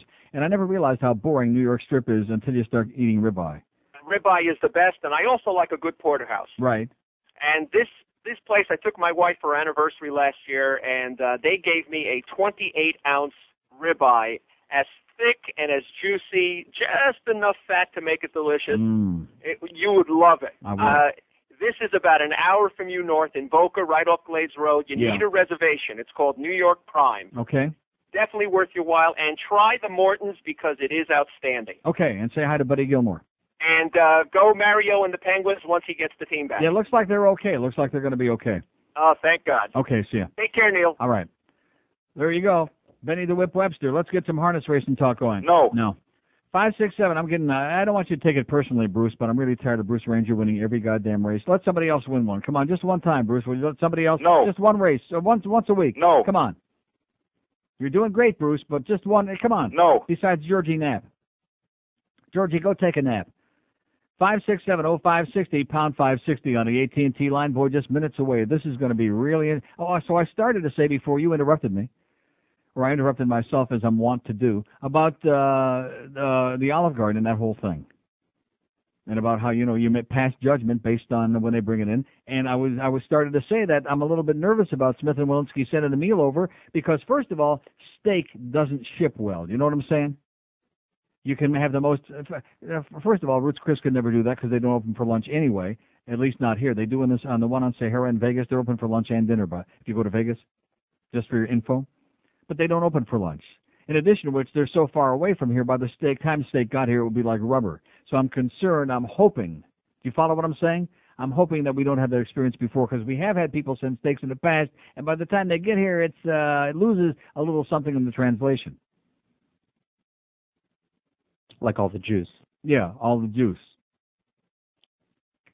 You know what I'm talking? And Roy gets upset every time we lose the juice. Oh, man. Roy gets real upset. In fact, a lot of us have been trying to tell him that, lose the juice, and he refuses to do it. So what I'm starting to say again, I don't want you guys to turn around and go back to the beach if you're on your way here, which I'm sure you already are. If the meal turns out to be less than sensational, I mean, I'm just going to have to tell it like it is, just like I did about the Olive Garden. I mean, they were trying very hard to, I was going to say to be nice, the Olive Garden, but what they were trying to do was use me, which wouldn't be the first time, it'll only be the 10 millionth time, which is okay. I don't mind being used if you're going to provide something good. I like turning the audience on to something good, whether it's a sponsor or not. Where are we going? I can't. Oh, there it is. Look at that, Miami Beach. Hello. Neil. Yes, sir. How you doing, Neil? Neil, yesterday you received a fax from this Freedom from Religion Foundation. It was excellent. I don't know if have you been to their website yet? No. I think everybody should go. It's unbelievable. They have all these contradictions in the Bible. Right. And if I was a religious person, I would be so embarrassed. Good. Really embarrassed. Excellent. But I think you should go for it. Okay. Right. Thank you.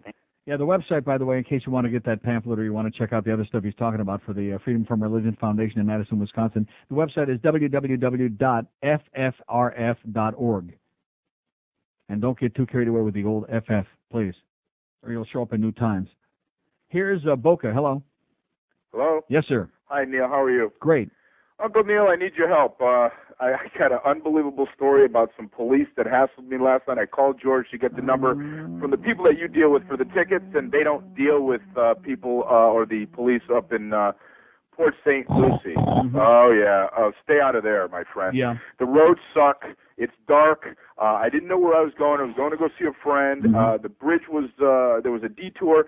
He got me for 15 miles an hour over the speed limit. Yeah. Pulled me out of the car, brought another police officer. It's in the pouring rain, makes me stand there in the rain, searches me, puts me up against the car, searches the car. I'm going 15 miles an hour over the speed limit. I get back into the car. He writes me a ticket. He tells me that he's given me a break for an $83 ticket. I question the ticket. I said, well, why, what's the break about? He grabs it out of my hand, and he says, just for talking to me, it's another $200, sir. How do you like that? Out of control. Why don't you get yourself a lawyer and do something about it? Well, I am, but what I tried to do is call. I called you guys to find out about the ticket defense team, and I guess they don't deal with it up there. And I'm trying to just get some help, so that's what I'm trying to do right now. I'm not near a radio, so I won't be able to listen if somebody calls in. I was wondering if I could leave my number with George. Leave your number for and what? I don't understand what I'm trying to get about some help to try to get this ticket taken care of at a decent rate. Yeah. I called one attorney up there and they want $500. Okay, well, hold on. Give George your number and because you're killing me. Okay, good luck to him. I don't want to sound unsympathetic. I'm very sympathetic with his plight, especially when these folks hassle you. But like, what am I going to do? If there's anybody can help this guy, George has got the number. And good luck to you both, and have a great life together. So here's a fax from Bob who says anybody who doesn't like Roots Chris is a nutcase. I would agree with that. He says he's been to the Fort Lauderdale, San Francisco, and Indianapolis locations, and they're all great. He also says he gives Ruth Chris a 10. He gives a 7 to 811 Bourbon Street on University between Broward and Peters Road. He says makes a pretty good steak. 7 on a scale of 10. Of course, why would you want a 7 on a scale of 10? Although the only thing is, they're going to have to move a lot closer to me, Ruth Chris, It's too damn far. It's a long schlep. You know where it is over there on Federal Highway? I've been by it a million Go times. east on Sunrise to where it turns north on Federal Highway, and it's like, from West Broward, it's worth it, but it's a long freaking way. And like I said, believe me, make a pit stop before you leave the restaurant, especially if you live a long way from there, because I guarantee you with that buttered steak, it'll make you every time, like magic. 4 minutes before noon at 560 WQAM.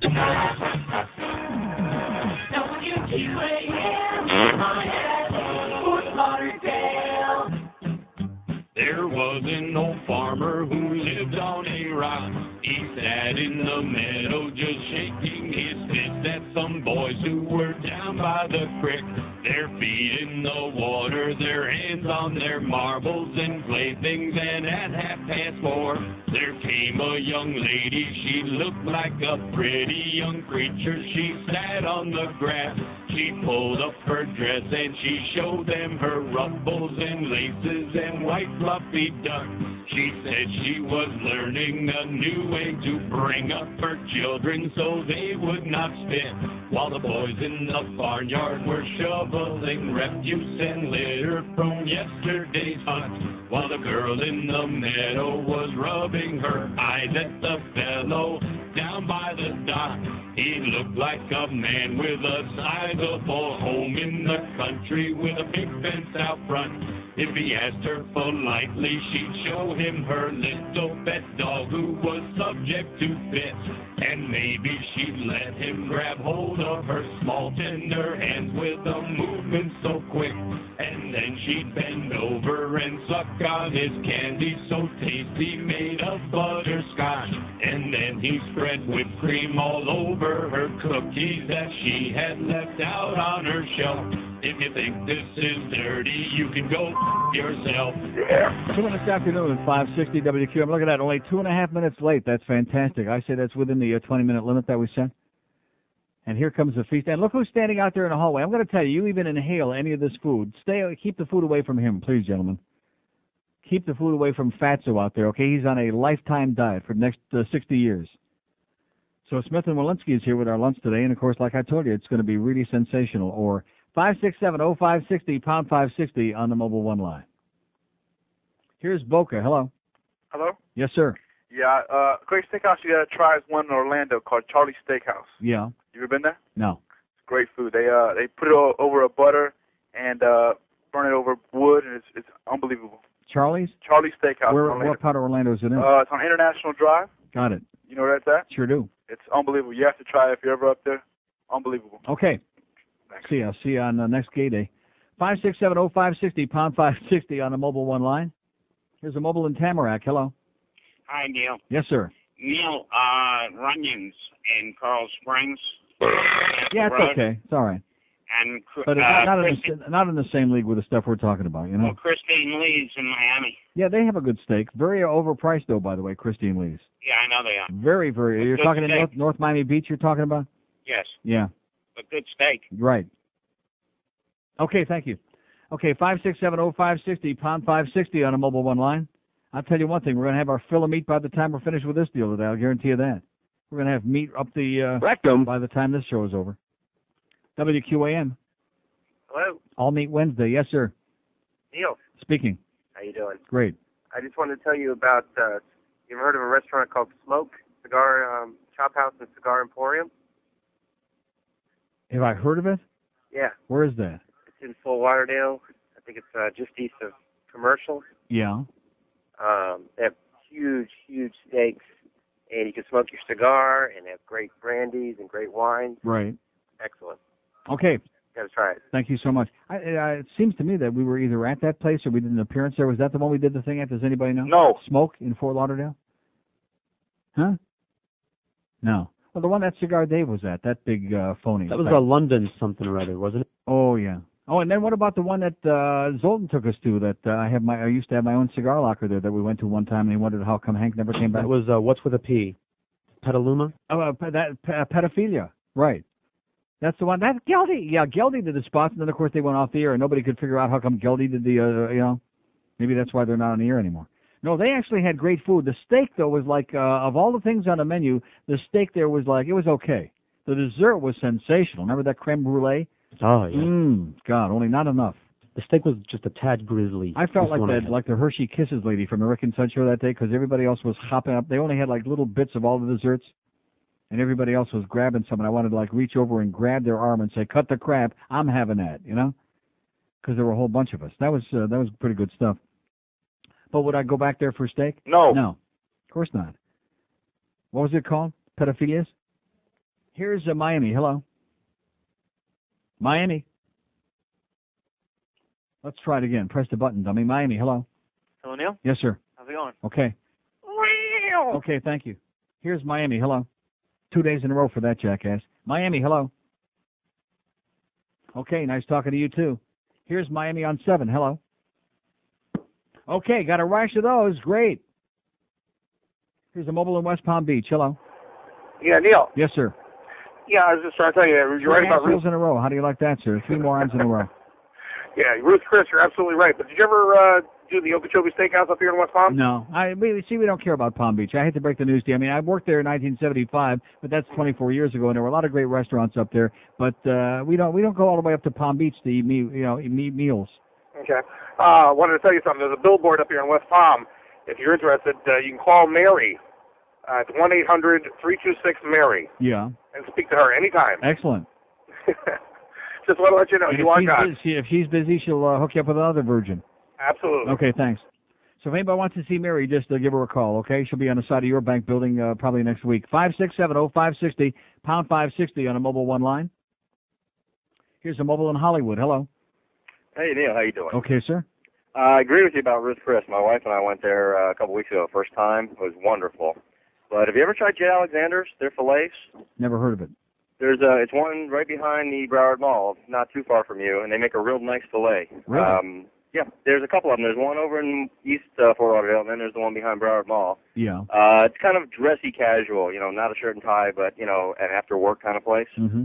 But they make a real nice fillet. It's a little closer to you than driving all the way over to Ruth Chris. Right, but is it in the same league with Ruth Chris? Yeah, you don't need to smother with anything to kill the flavor. Okay, I'll check it out. All right. Thanks. Sound a little skeptical there, but I'll try it. So anyway, Joe Costello, what's the holdup here? How come Joe is They're setting everything up and making a lot of noise in here as opposed to in there, and they're waiting for you to take the break so that they can go in there and make a lot of noise? Okay. Well, no, I just don't want it sitting there for a long time because then, like I said before, it takes away from the ambiance and it won't do justice to them, and then I'll be ripping them an ass on the ear, and they'll be driving out of here just cussing me out. I don't want that to happen. You know what I'm saying? We don't care about noise. We want the food. I don't want it to get pushy. We just want the food. All noise, we're used to noise. We like noise. In fact, maybe it'll wake some of these bastards up out there. I doubt it, but we're very big on noise here. This is your noise station, as in any kind of noise you like. 9 minutes past noon at 560 WQAM. In Venice, Italy, Woody married Sonia. She's a moron. Though he is 62, she still said that I do. She's a moron. She's a kid, just a little kid, just a little kid. He could be her grandfather. He's a dad, we are very mad, just like her Mamma Mia. Don't know what she's seeing, maybe 'cause she's Korean, she's a moron. Honeymoon by the Seine, she's got to be insane, she's a moron. One day he'll be cheating, dump you, and go back with Diane Keaton. He'll be gone, and you didn't even get in his movies, you moron. Okay, 12:14 at 560 WQAM. We got enough food here to feed the Chinese army from Smith & Wolinski. The salad is enough for the entire building, to be honest with you. Boy, this is good. With bacon and all kinds of good stuff in it, and shrooms. So we'll just eat, and you'll listen, okay? Now, what are you eating in there? What is that? What kind? I got a ribeye this time. Ribeye? And which one? That's your ribeye right there? Okay. Which one is the ribeye? Okay, that's mine. Okay, great. It's got my name on it. Here's a mobile in Miami Beach. Hello. Hello, Neil. Yes, sir. Gotta disagree with you. About what? Ruth Chris, I got to give you 3 steakhouses that are 100 times better. Christine Lee's used to be great. It's a sorry place now. Yeah. The 3 that are the best, in my opinion, the Palm, Smith & Wolinski, and Morton's will put Ruth Chris to shame. Yeah. And I tell you, I eat steak 2 or 3 nights a week, and the Smith & Wolinski at South Point is just about the best steak I've ever had. Okay. Well, I'll find out in about 5 minutes. If you're ever down there, I'm there all the time. Dinner's on us. Okay, thank you. God bless you. Bye-bye. Okay, 567-0560, pound 560 on the mobile one line. Here's Miami. Hello. Hello. Yes, sir. Neil, thanks for taking my call. Thanks for making your call. I I hope your steak isn't too cold by the time you get to it. It probably will be. At any rate, I'm not a big rich guy like you. I got to count my nickels, and when I'm in Pompano, I like to go to try not to laugh, the Flaming Pit. You ever been there? The Flaming Pit? Yeah, I've been in a few of those. No, man, it's a restaurant. Yeah, I believe you. It's full of old people, but you got to eat at the bar, and they make a real good steak in that place. Boy! Uh-huh. By the way, fish food stinks. I had it last night. It's the worst. It's a glorified fudgesicle. Uh-huh. Whatever you say. Okay, here's a guy with really bad taste. Stay away from the Flaming Pit. Here's a guy that doesn't like fish food. I think that's the second one that we've ever had since Ben & Jerry's brought that out. Sir, your taste is in your rectum. Tojos, okay, sir? 567-0560, pound 560 on a mobile one line. But then again, he eats at the Flaming Pit, so what do you expect? Here's Miami. Hello. Neil. Yes, sir. Good afternoon. A question, if I may. Mm-hmm. You alluded to Big Wilson Dead. About an hour ago. Can you elaborate on that a little bit? Elaborate on what? On Big Wilson, what happened to him, how? He's been dead for years. He died of a heart attack. He weighed about 800 pounds. We used to watch him on Channel 6. He did Yeah. then we left town for quite a while. No, he's been dead for ages. Oh. Okay, Neil. Okay. Thank you. I mean, it happens to all of us, sir. It's one of those things, and especially when you weigh 2,000 pounds like Big did. He was a good guy, though. Hello. It's Big. Yeah, they never believe that when I tell them that it's Big, and they're right. 567-0560, pound 560 on a mobile one line. Here's a mobile in Fort Lauderdale. Hello. Neil? Yes, sir. Yes. I just started listening, this past week. Mm-hmm. A friend turned me on to you, and it seems like it's the same topic every time, and it's just ripping Christians. Yeah, we're really talking a lot about Christians today, aren't we, sir? We're talking about food. We're talking about food today, sir. Does that have something to do with Christians? How about the Last Supper? What's going to happen when the clock strikes 12 at the end of the year and all the Jews' bank accounts go to zero? Oh, And there you go. Thank you so much. to Thank you so much. All the Jews' bank accounts are going to zero at midnight. Okay. Thank you so much, my good religious friend, for making the case again. We're not even talking about that, but God bless you for proving my point again. My Farbissina anti-Semitic friend, you. You should only, Coxel is what you should do. 567-0560, pound 560 on a mobile one line. That's beautiful. Another good Christian out there in Radio Land for you. When the big hand hits the little hand, okay, somebody's going to slap you on the rectum and maybe knock some sense into your brain because that's where it's sitting right now. Here's Fort Lauderdale. Hello. Hey, maybe you're so fat because you. Okay, thank you. All coming out of the woodwork now. Here's Coral Gables. Hello. Hello, Neil. Coral Gables. Yes, Neil. sir. Neil. Yes. What's up with these people, man? What's up all their asses? I have no idea. Oh. What can we do for you, sir? I got a good restaurant for you. Yeah. You ever been to Yeah. Denny's? Yeah, I've been to Denny's. Okay, it's the best, Almost as good as Steak and Shake, but not quite. 567-0560, pound 560 on a mobile one line.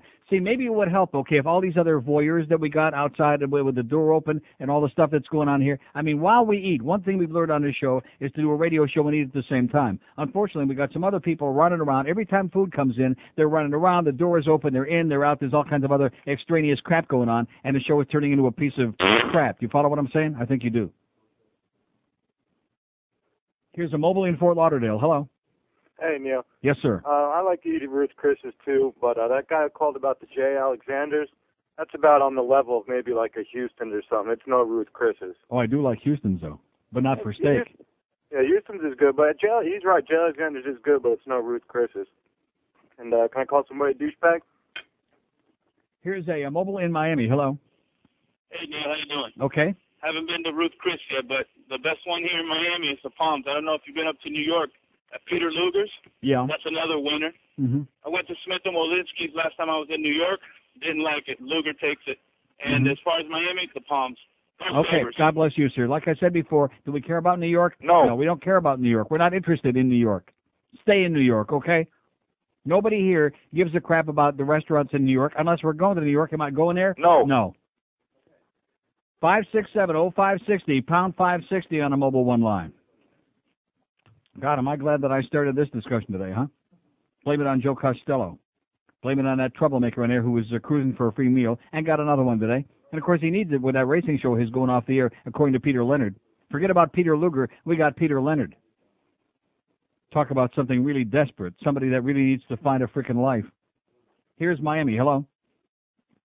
Hello. Yes, sir. Yeah, Neil, I hope I don't have the thunder blown against me. I was going to mention in Boston, the Hilltop Steakhouse, some of the best filet. But why, let me ask you something, sir. Why do we care about Boston? Well, because everybody's got to escape Miami every once in a while, don't you agree? We're not interested in that, okay? I'm not going to Boston. I lived in Boston 38 years ago, okay? The food there was great. I gained a lot of weight, but we're not going there right now. We're talking about here. Then I have to say... Sir, I want to say this to you, okay? This is what I said before. This is the problem, one of the many with this frickin' town, is everybody's got their brain in someplace else. And nobody travels out of here any more than I do. I get out of here every opportunity, okay? Every weekend I'm on a plane going any place. Just take me out of here, okay? But in the meantime, we're here. We live here. And these people have got Iowa. The one guy's in Iowa. We got somebody we got 50 guys with their hearts in New York. It's on the subway with Bernie Getz. This guy wants to hock me a trying to go out someplace in Boston. I don't give a flying rat's ass about Boston, okay? I don't care. I'll go to the goddamn, what's the place there by Faneuil Hall in Boston? The market. What the hell is it? Quincy Market. That's where I'll go. Forget about the steaks, okay? I'll go to Legal Seafood, which, by the way, they do have one in the Sawgrass now. Have we ever had a call about that? No. No. Here's a mobile in Boca. Hello. Hello, Neil. Yes, sir. Do you remember the Embers? Yeah, 100 years ago. Yeah, across the street from the library. They had very good steak for its day, I thought. 100 years ago, yeah. Yeah. Anyway, New York Prime in Boca is really highly recommended. Really, really good place to eat. Mm-hmm. And Smith & Valencia, you're eating it. You know how good it is. Right. I'm not eating it yet. I'm going to eat it now. Oh, well, eat it now. Okay, thank you. Yeah, I'm going to eat it now. I'm going to put this aside and eat the steak. Because otherwise it's going to get like crap. See, it's hard to do as much as we appreciate it, it's hard to do a 85-course catered meal like this right in the middle and do a radio show at the same time. You can do it. No, it is. It's very distracting and disturbing to try to do a 98-course meal in the middle. You know what I'm saying? Well, I like the front door so... God. Everybody that's ever been up here on the third floor has had their nose in the doorway. And if there's stuff here which we're not going to be able to eat all of this, fine. Take some, okay? Be our guest. Even the beast that stuck his ugly puss there in the doorway, okay? Take some and get out of here, please. I'm in the middle of a meal. The last thing I want to see is Fat Boy and the Beast while I'm trying to digest a great meal. God, talk about a good way to puke your guts out, seeing them in the middle of lunch. 567-0560, pound 560 on a mobile one line. Here's a mobile in Silver Lakes. Hey, Neil, sorry to interrupt your lunch. Go right ahead, sir. You were talking about Duff's earlier. Yeah. Nobody around here can remember Duff's. I can't remember yesterday, more or less, Duff's. That was 8 years ago. That was next to Suburban Pools there, which has been probably 5 or 6 different places since then, restaurants. Nobody makes it. Uh-huh. Now, Goldie's Delicatessen. But they did have crappy food there. Yeah. Steaks. Can't beat Ruth Chris. I don't care what anybody says. Have a good day. Go eat your food. Okay, thank you. Oh, this is delicious, but it's crispy on the outside. I got a piece in my throat, and I'm choking on it. Not a good start. Not a good start to this experience because it's delicious and crispy on the outside and nice and juicy on the inside. What? No, I'm great. Okay. No, but I got a piece stuck in my throat. 567-0560, pound 560 on a mobile one line. No, thanks. I can't do wine. I'm diabetic. It's the last thing I need is wine. It'll be muerto. Here's mobile in Miami. Hello. Hello, Neil. Yes, sir. All right. My favorite restaurant in Miami is Christie's on Ponce and the Gables. Yeah. And I think Smith & Walensky's is worthless. Yeah. They say thank you very much. And also, Legal Seafood in Sawgrass is equivalent to the Boston restaurants. I mean, the commissary ships it down every day. That's a great place. It's unbelievable. I've been there 5 times. I live in South Miami. It's a real schlep, but it's worth going up to. Okay. Is it? Can you get in there? Oh, you can get in. You can call the main office in Boston. You get a white card, and then you don't wait in line. You get a white card? They have a special pass that you can get through the line. So I'm sure if you called them up and told them who you were, you'd be able to get one of A big mover and shaker like me, I should have like a gold pass, right? You should have a platinum card, exactly. Excellent. Okay, thanks a lot. Yeah, bye. Okay, it's 12:25 at 560 WQAM. Sports Fag Radio will never be the same. Starting this Monday on 560 WQAM, it's the Brian and Terry Murray Show. 6 to 10 a.m. Monday through Friday. Only on 560 WQAM.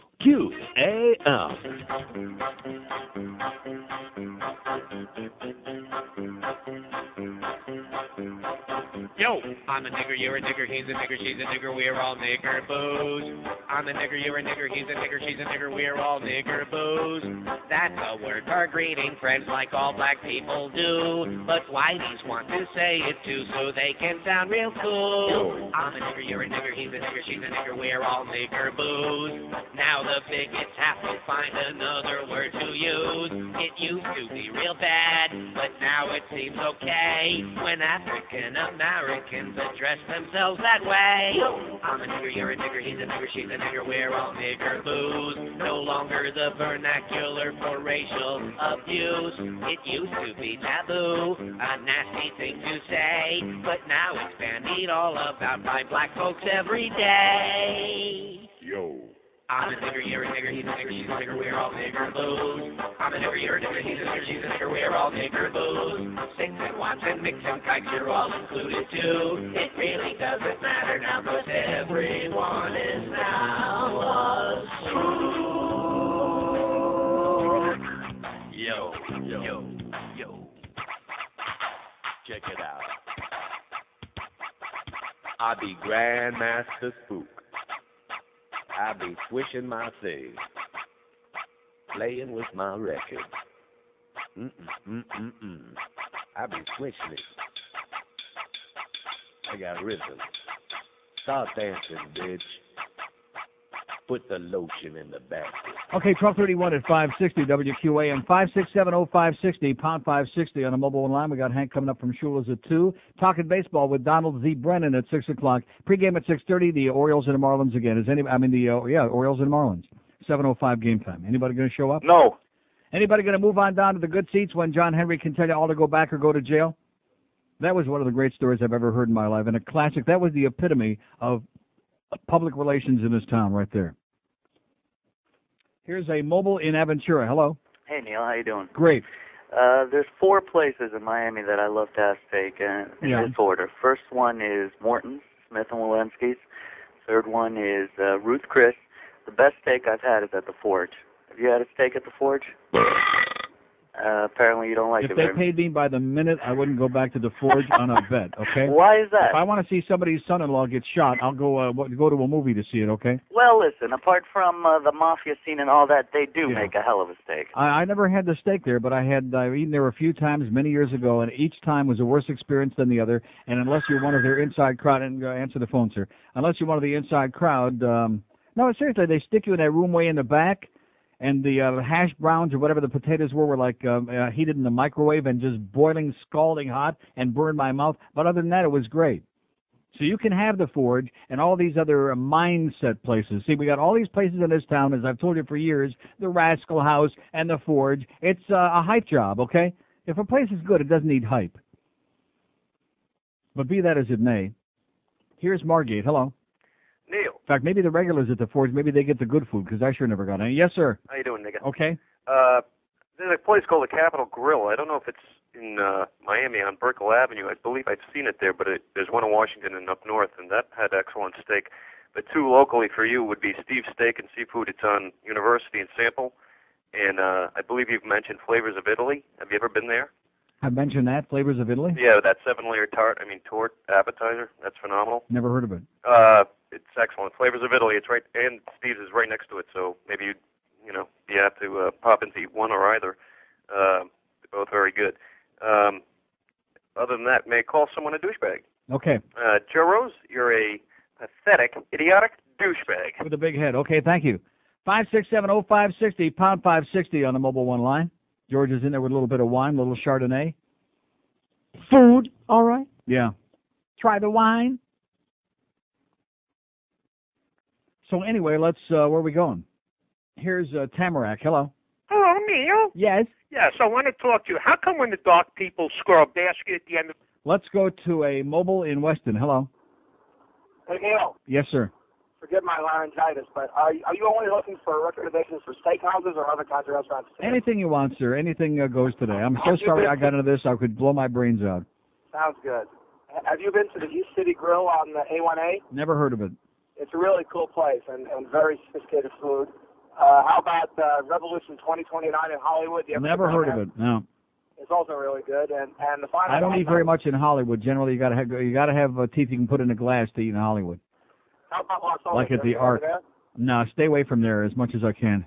there? All right. The only time I ever go east is to Roots Chris, and have a great day and get a new phone. Thank you. It's the only time I ever go way over there to the east is to Roots Chris. It's a long schlep, but I got news for you. It's tremendous. No matter what anybody says, including George. 56705, who's never been there, 0560 and pound 560 on the Mobile One line. Yep, and then that guy that calls before, oh, fish food sucks. I tried it for the first time. You know something, sir? That's good because it leaves a lot more for the rest of the people who have taste. And I only wish I weren't diabetic and fat because I'd be sitting every day of my life having at least 2-3 pints every day.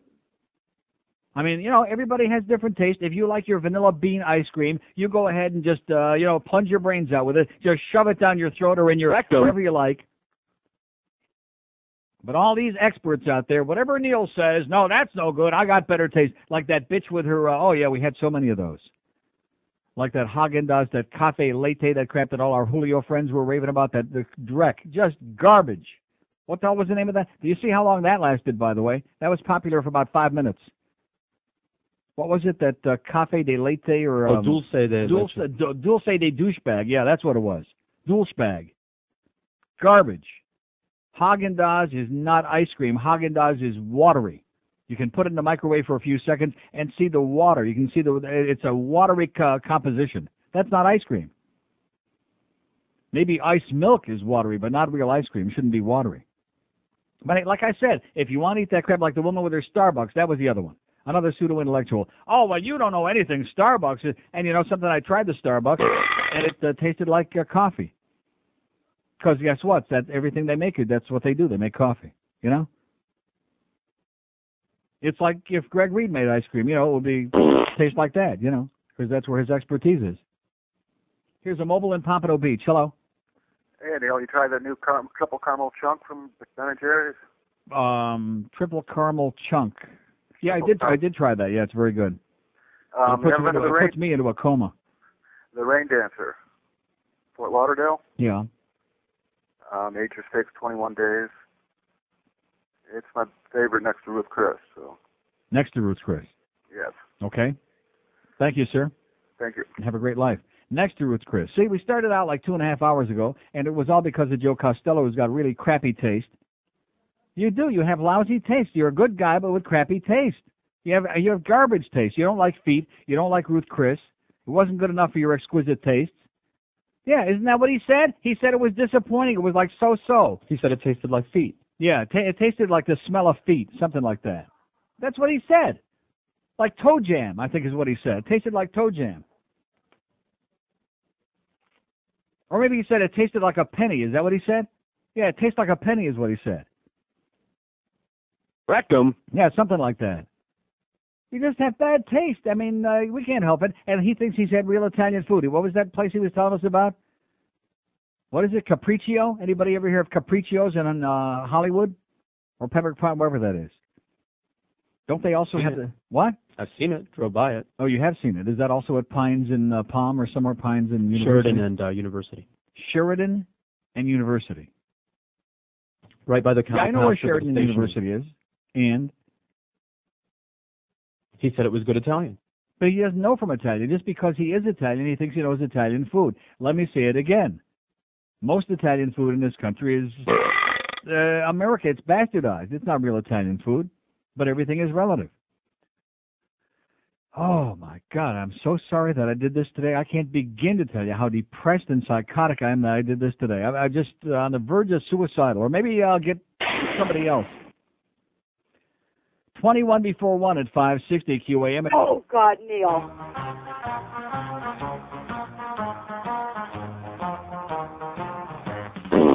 Well, when you come to my house, every time you ask to use the toilet, and that's fine. But when you're done, you always leave me house a very special gift to you. I'm surprised. When you wipe your ass, you can show a little class, and just remember to flush.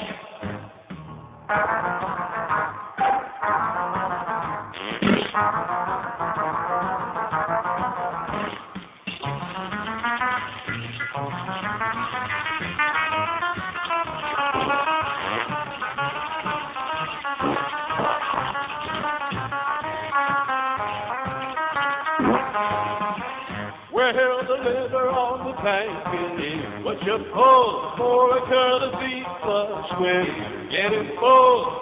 'Cause when it's my turn to lift the seat, you're lumbering curves I don't want to see. You took me something smart and now don't leave me broken hearted. Just remember to flush. 12:45 at 560 WQAM. I am so sorry that we did that. I'm not even going to say you did that. We, because I agreed. I said, yeah, that's a great idea, and to have them come on down and et cetera. You know that old saying? There's an old expression. George is under the table now, okay? George isn't hiding. He's under the table. He's speechless. Didn't I warn you about this? Didn't I warn them about this? Like I was brought up the example of the Olive Garden, which, of course, I had no preconceived notions about this place because only you had eaten there before. I did not, okay? And didn't I say that steak doesn't translate well? It's not a good idea. It doesn't travel well, okay? There's some kind of meat that travels well. This isn't one of them. Usually the only kind of meat that travels well is meat that's attached to its original owner.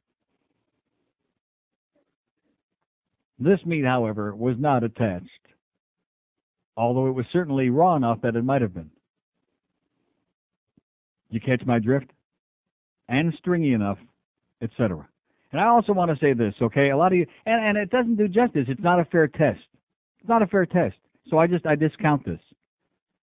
And I apologize. No, I don't apologize at all. I mean, just, they offered and we said okay, because we always never turn down a free lunch, although we would pass on a second opportunity.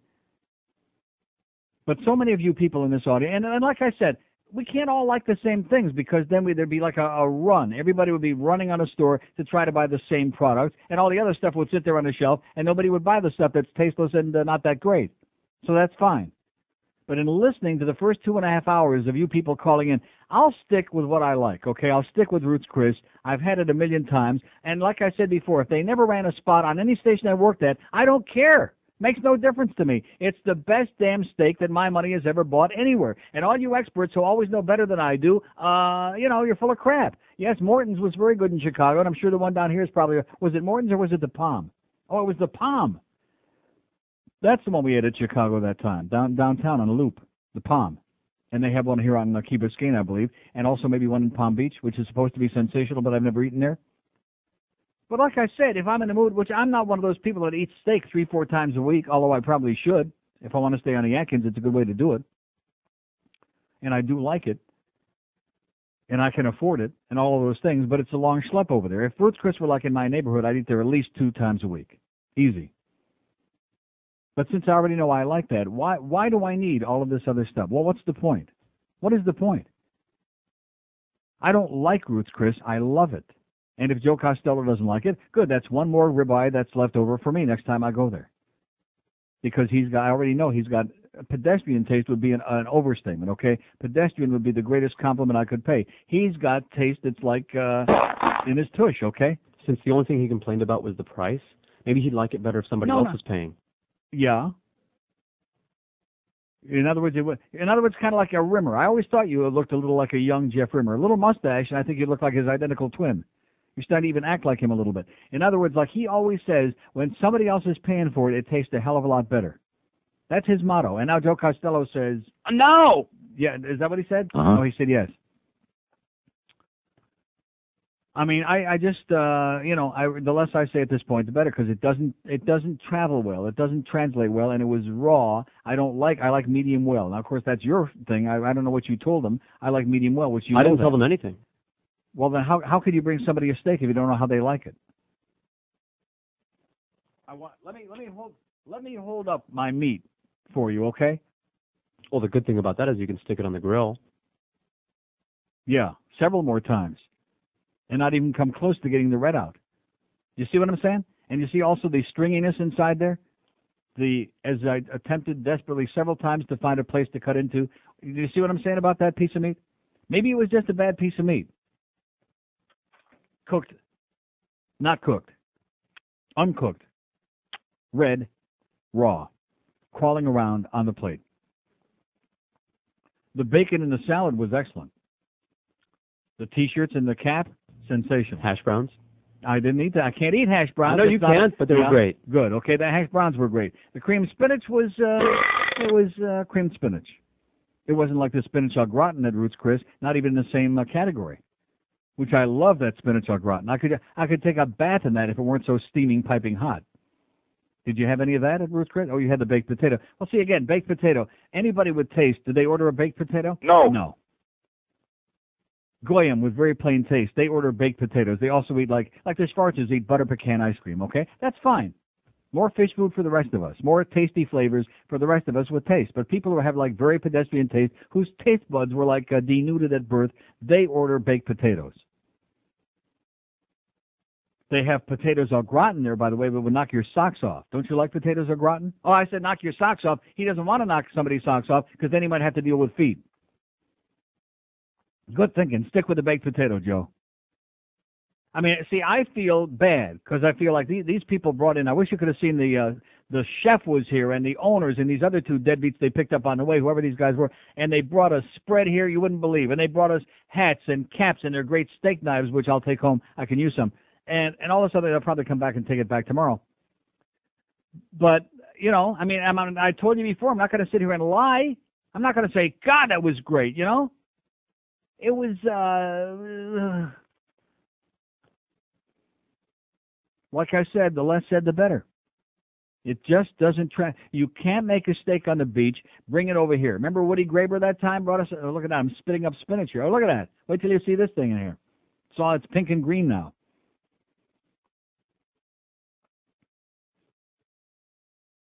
I'm not going to say it. Here's a mobile in Fort Lauderdale. Hello. Hi, Neil. Yes, I am. Go ahead. You know, first of all, the Ruth Chris is the greatest.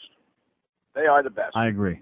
And I don't know if you remember years ago. All these people, they got to top me. They know better than me. Whatever I like, they got something much better. You know, it's like in a horse race. Whatever I pick, they got the winner. Well, if they haven't tried Ruth Chris yet, they got their head to wreck them. Right. Anyway, remember High Yucatel in 79th Street? Sure. I never ate there. That place for steak? That was a great place. Never ate there. Oh, you know something? I did eat there once, as a matter of fact, and it was, I mentioned on the air that it was like going to a bar mitzvah. It was a big, huge hall, and it was, I don't even remember how the food was because I was underwhelmed by the grotesque atmosphere. It was like walking into a banquet hall, and it was just not for me. Yeah, it was, but the food was great there. It really was. Anyway, I'm a long-time listener, first-time caller. I enjoy your show, and thank you very much. God bless you. And say hi to Skipper Chuck at that other place. You know the other place I'm talking about where you had your party? 567-0560, pound 560 on the mobile one line where they bring everybody a glass of Efferdent, whether they need one or not. That's always my favorite kind of. You know, when you walk in and Skipper Chuck's picture's up there on the mantle, that tells you right off the bat it's time to start gumming your food. You know what I'm saying? Start gumming. Here's Coral Springs. Hello. Hey, Neil. In fact, they have a sign in that one place that it says gum again. Gum again? On the way out, yes. You're killing me. I know. I call you every once in a while. I started 630 pounds last July, and now I'm down to 370. Yeah. But anyway, Freddy's Steakhouse, right above Orlando, great place. Wait, we're not going to Orlando. We I don't know, want but to you go go to up Orlando. there. But the reason I want to tell you that is because they have a sign on the wall that says if you ask for ketchup or steak sauce, they'll kick your ass out. You can leave. Good, excellent. I like that. That's what it says. That means it's a place that's got good steak. Because anybody that's got to have steak sauce, that means you're trying to. And don't get me wrong, I like good steak sauce. But if you're using it, it means you're trying to flavor something that's tasteless, or even worse, you're trying to cover up something that tastes really crappy. Exactly right. I mean, I consider myself a connoisseur when I get on the grill, you know? Yeah. And I don't have steak sauce. I don't let my children use it. Good. It kills me if they grab loaded with ketchup, sugar. You know? Loaded with sugar. Almost every one of them. They use it. You know, but you know what? Ice like cream. Peter Luger, I could drink it out of the bottle. It's that delicious, but it's just like drinking sugar. It's killing me today. I've lost about 6 pounds in saliva. Yeah. With all the well, if you would have eaten this steak. meal, it would have tided you over for several days. You would have lost your appetite. It was just not what it. Go ahead, whatever you want to say. But you know, an ice cream. I love Breyer's ice cream. Yeah. I think that's better than Haagen-Dazs. Well, I would agree with that because it's made from natural ingredients. It doesn't have all the filler and all the air in it, and it's not watery like Haagen-Dazs. These people that are into Haagen-Dazs, I'm sorry. You know, I listen to you every day, and I tell you, I knock on wood, I don't have the problems that. I mean, at 630 pounds, I don't have diabetes. Well, don't push it. That's all. No. Well, now I'm down to 370, but still, I How you don't spell? have diabetes. I don't have. I'm just lucky. My heart rate is 120/80. Great. You know, I mean, I'm really lucky. The only thing I do have is I have bad wheels. You know. Mm-hmm. But I tell you, it's just great listening to you, pal. Okay, keep up the good work, pal. Thanks a lot. Don't slip off the wagon. No. Okay. Bye. It's not worth it, man. It's not worth slipping off the old wagon. And if you're doing the Atkins, like I said, go get you a great steak, which 567-0560 pound. See, this was a bad experiment. I do feel bad for them because they really knocked themselves out and they brought a big spread. And people in the audience are saying, "Oh my God, you're a piece of crap! How could you do that to them?" You know, I can just hear right now all the women in the audience saying, "You're a bastard." Yeah, but I could sit here and make up a story. I told you ahead of time I'm not going to do that. That's why I brought up the thing about the Olive Garden. They did the same thing. Only I had eaten there before and ripped them an ass because I hated their food then, and they brought in a bunch of... This is certainly much better than the Olive Garden. The salad, everything in the salad was fresh. The the house salad, whatever they call it, the Smith & Wollensky salad with shrooms and bacon, that was good. In fact, if I was just stuck to the salad, I said, God, that was a good place. I'm serious. It was very good, and it was big enough for a whole meal. See, one thing that you fail to understand, and I can't for the life of me figure it out, is that while you're here on the air doing a show, which by now you should understand, you can't eat a 10-course meal while you're on the air and do justice to either one. I can't eat at all.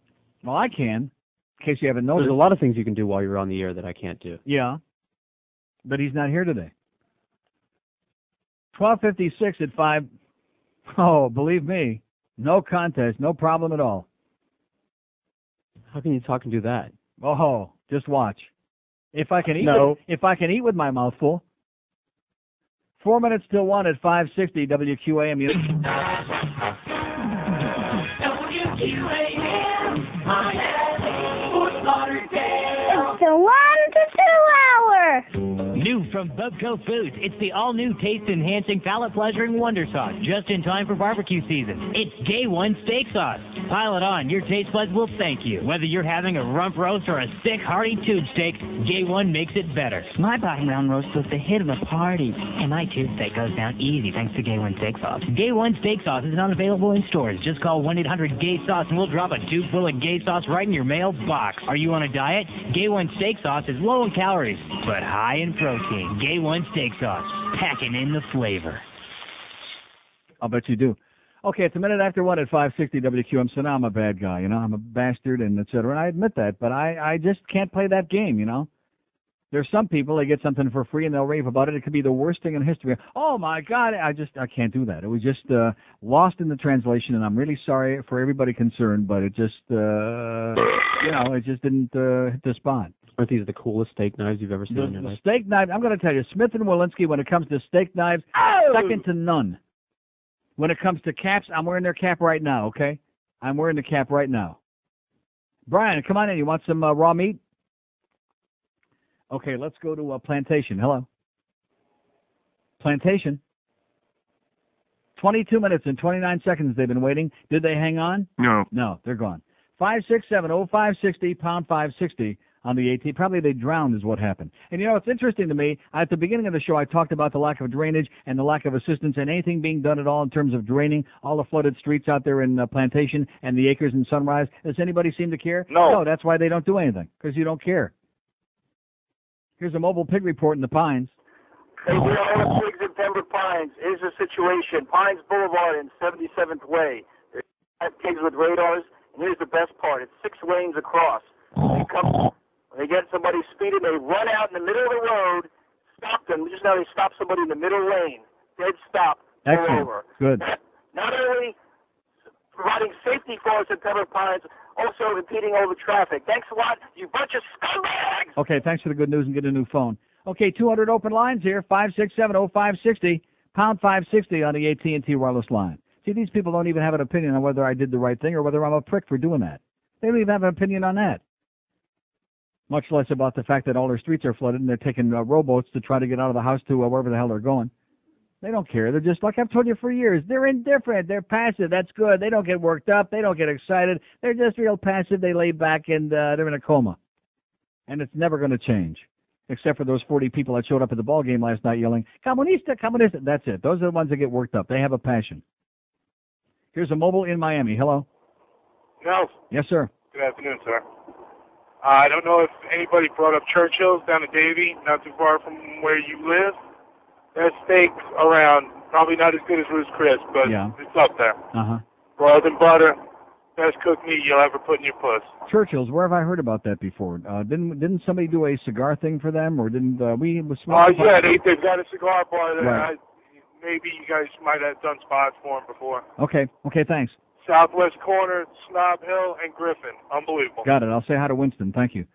5670560, pound 560 on the AT&T wireless line. Here's a lady in Fort Lauderdale. Hello. Yeah, we're drowning over here. I'll bet. It's not raining again, is it? No. Oh, thank God. No. Please don't tell me it's raining again anywhere.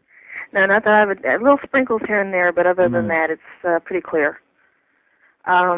Reason I called was to start you on another. Well, first of all, you're not being a prick for the way you're trying to skirt around the issue. I feel terrible because if you'd have seen, I mean, there were 4 guys. They brought their own table. Right. I mean, real plates with silverware with real knives and the whole thing. I mean, really put on a fantastic display here. Right. But I just can't tell you that it was great because it wasn't. Pre-cooked food is always going to be leftovers, no matter what. Yeah. I mean, and the steak was cooked like raw, which no matter what it was, I still would have hated it because I like my steak medium well. Yeah. But the reason I called was a different subject. And it's a good thing they brought the good steak knives because I had to stab it twice to stop it from moving around on the plate. Yes, ma'am. It's has anybody brought you the City Links yet for today? Was that the City Link that Brian just brought in? Yes. Joe Costello just handed it to me, and it says... The Howard Beale has another column. Yeah. All news is bad news at WIOD. Oh, my God. It says sports talk programs where the hosts were knowledgeable professionals, not former jock retreads who believe talking about their sexual conquest and gambling forays make for intriguing listening. Now, it seems to me it's the non-jock on the station that was always into that, but what can I tell you? Yeah. I liked later at the very end about WINZ. I don't understand. This is IOD. Well, I don't understand. I don't listen to that station, so I have no idea what he's talking about. Well, the gist of the matter was that he was sick of TV news, so he thought he'd turn on the radio to get away WIOD. Oh, I hate that station. To get away from mindless news and flashy graphics and blah blah blah. And what he found there was very badly written stories. He says some history is in order. WIOD used to be one of the most respected stations in the nation, an entertainment station chock full of talented individuals who became the model for many aspiring broadcasters. How do you like that? A news department that regularly beat fellow radio and TV news reporters to the story. Absolutely correct. Oh! A long-time home of the Miami Dolphins when it was the only game in town. And like you said, the part that you reiterated. And then he goes on about how come this isn't highlighted about WINZ. It says... At the bottom? That says WIOD has become all news and WINZ has become talk. It says what WIOD has become to all news, WINZ has become to talk radio. Rick and Spud haven't been funny in years. Dr. Laura continues to insult listeners with insipid advice. Rush Limbaugh continues to blow hot air, and Brooke Daniels has to rate as the single worst excuse. Wow, the single worst excuse for a broadcaster in the history of the human race.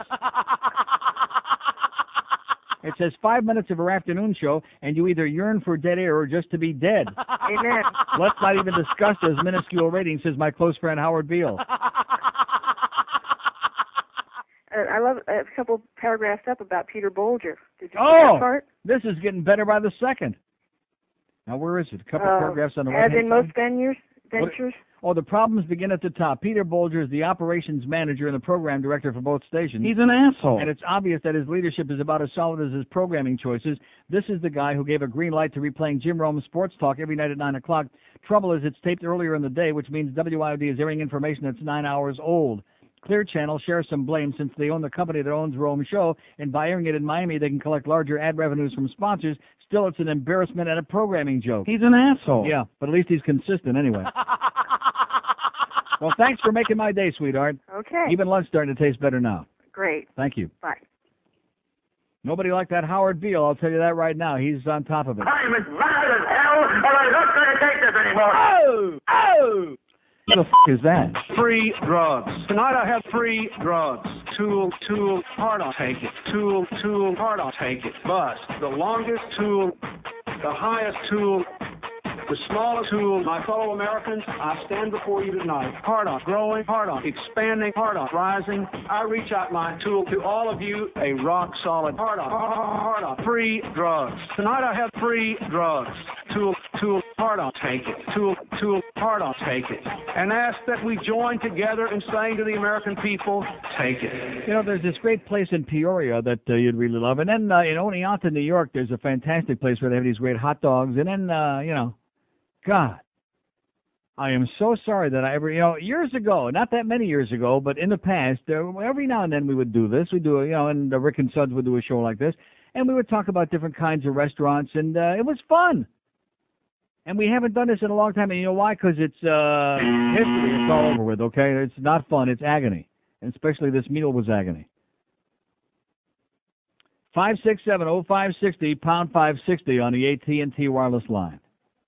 Here's a mobile in Pembroke Pines. Hello. Hello, Neil. Yes, sir. I'm calling from Pembroke Pines. I'm a real good listener of your program. Yes, and sir. I'd like to get the telephone number of you talk very well, highly. hold on. George will give about the phone number of The what? Dry Concept. Oh, okay. Where are you? In Pembroke Pines. Okay, well, I'm sure George would have been delighted to give it to you, but it's 581. Wait, just a minute, Neil. Yeah. 581. 581-47. 4739.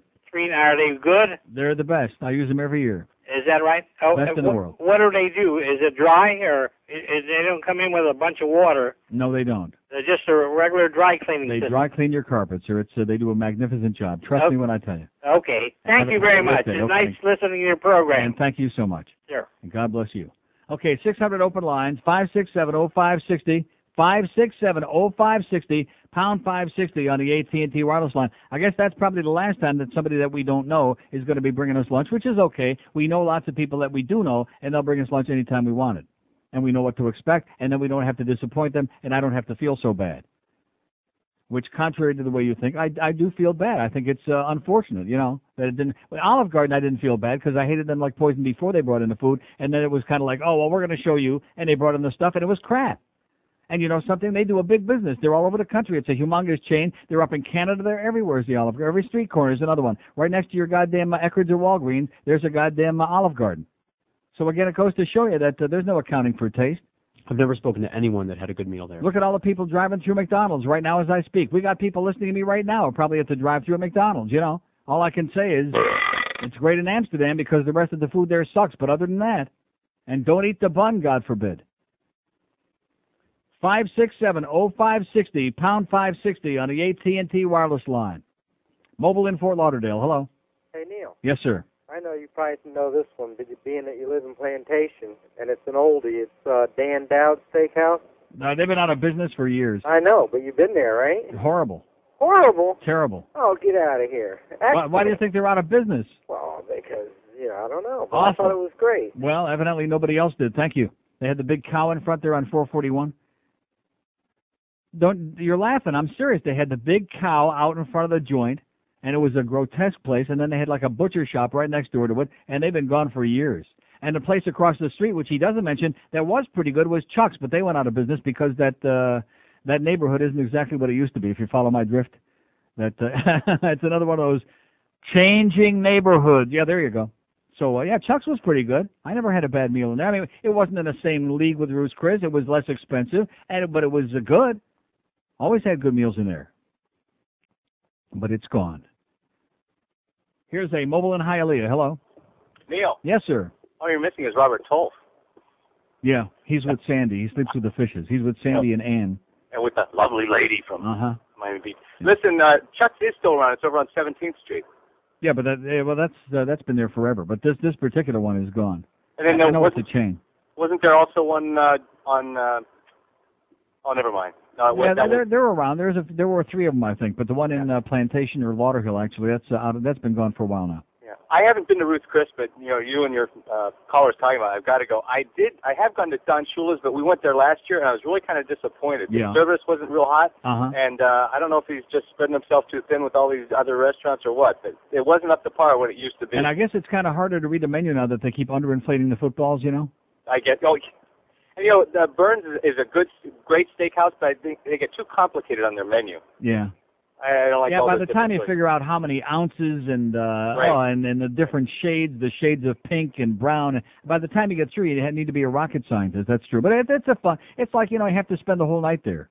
And lastly, it was a great game last night. I love that game. Go Sabres, baby. No calls about that because we have no knowledgeable hockey fan. Stu Barnes scores the tying goal. Jason Willie the winning goal. Lindy Ruff doing a phenomenal job coaching. Yep, and of course, Rhett Warner playing a great game on defense and really doing a super job killing all those penalties. And nobody here knows from nothing, Yeah.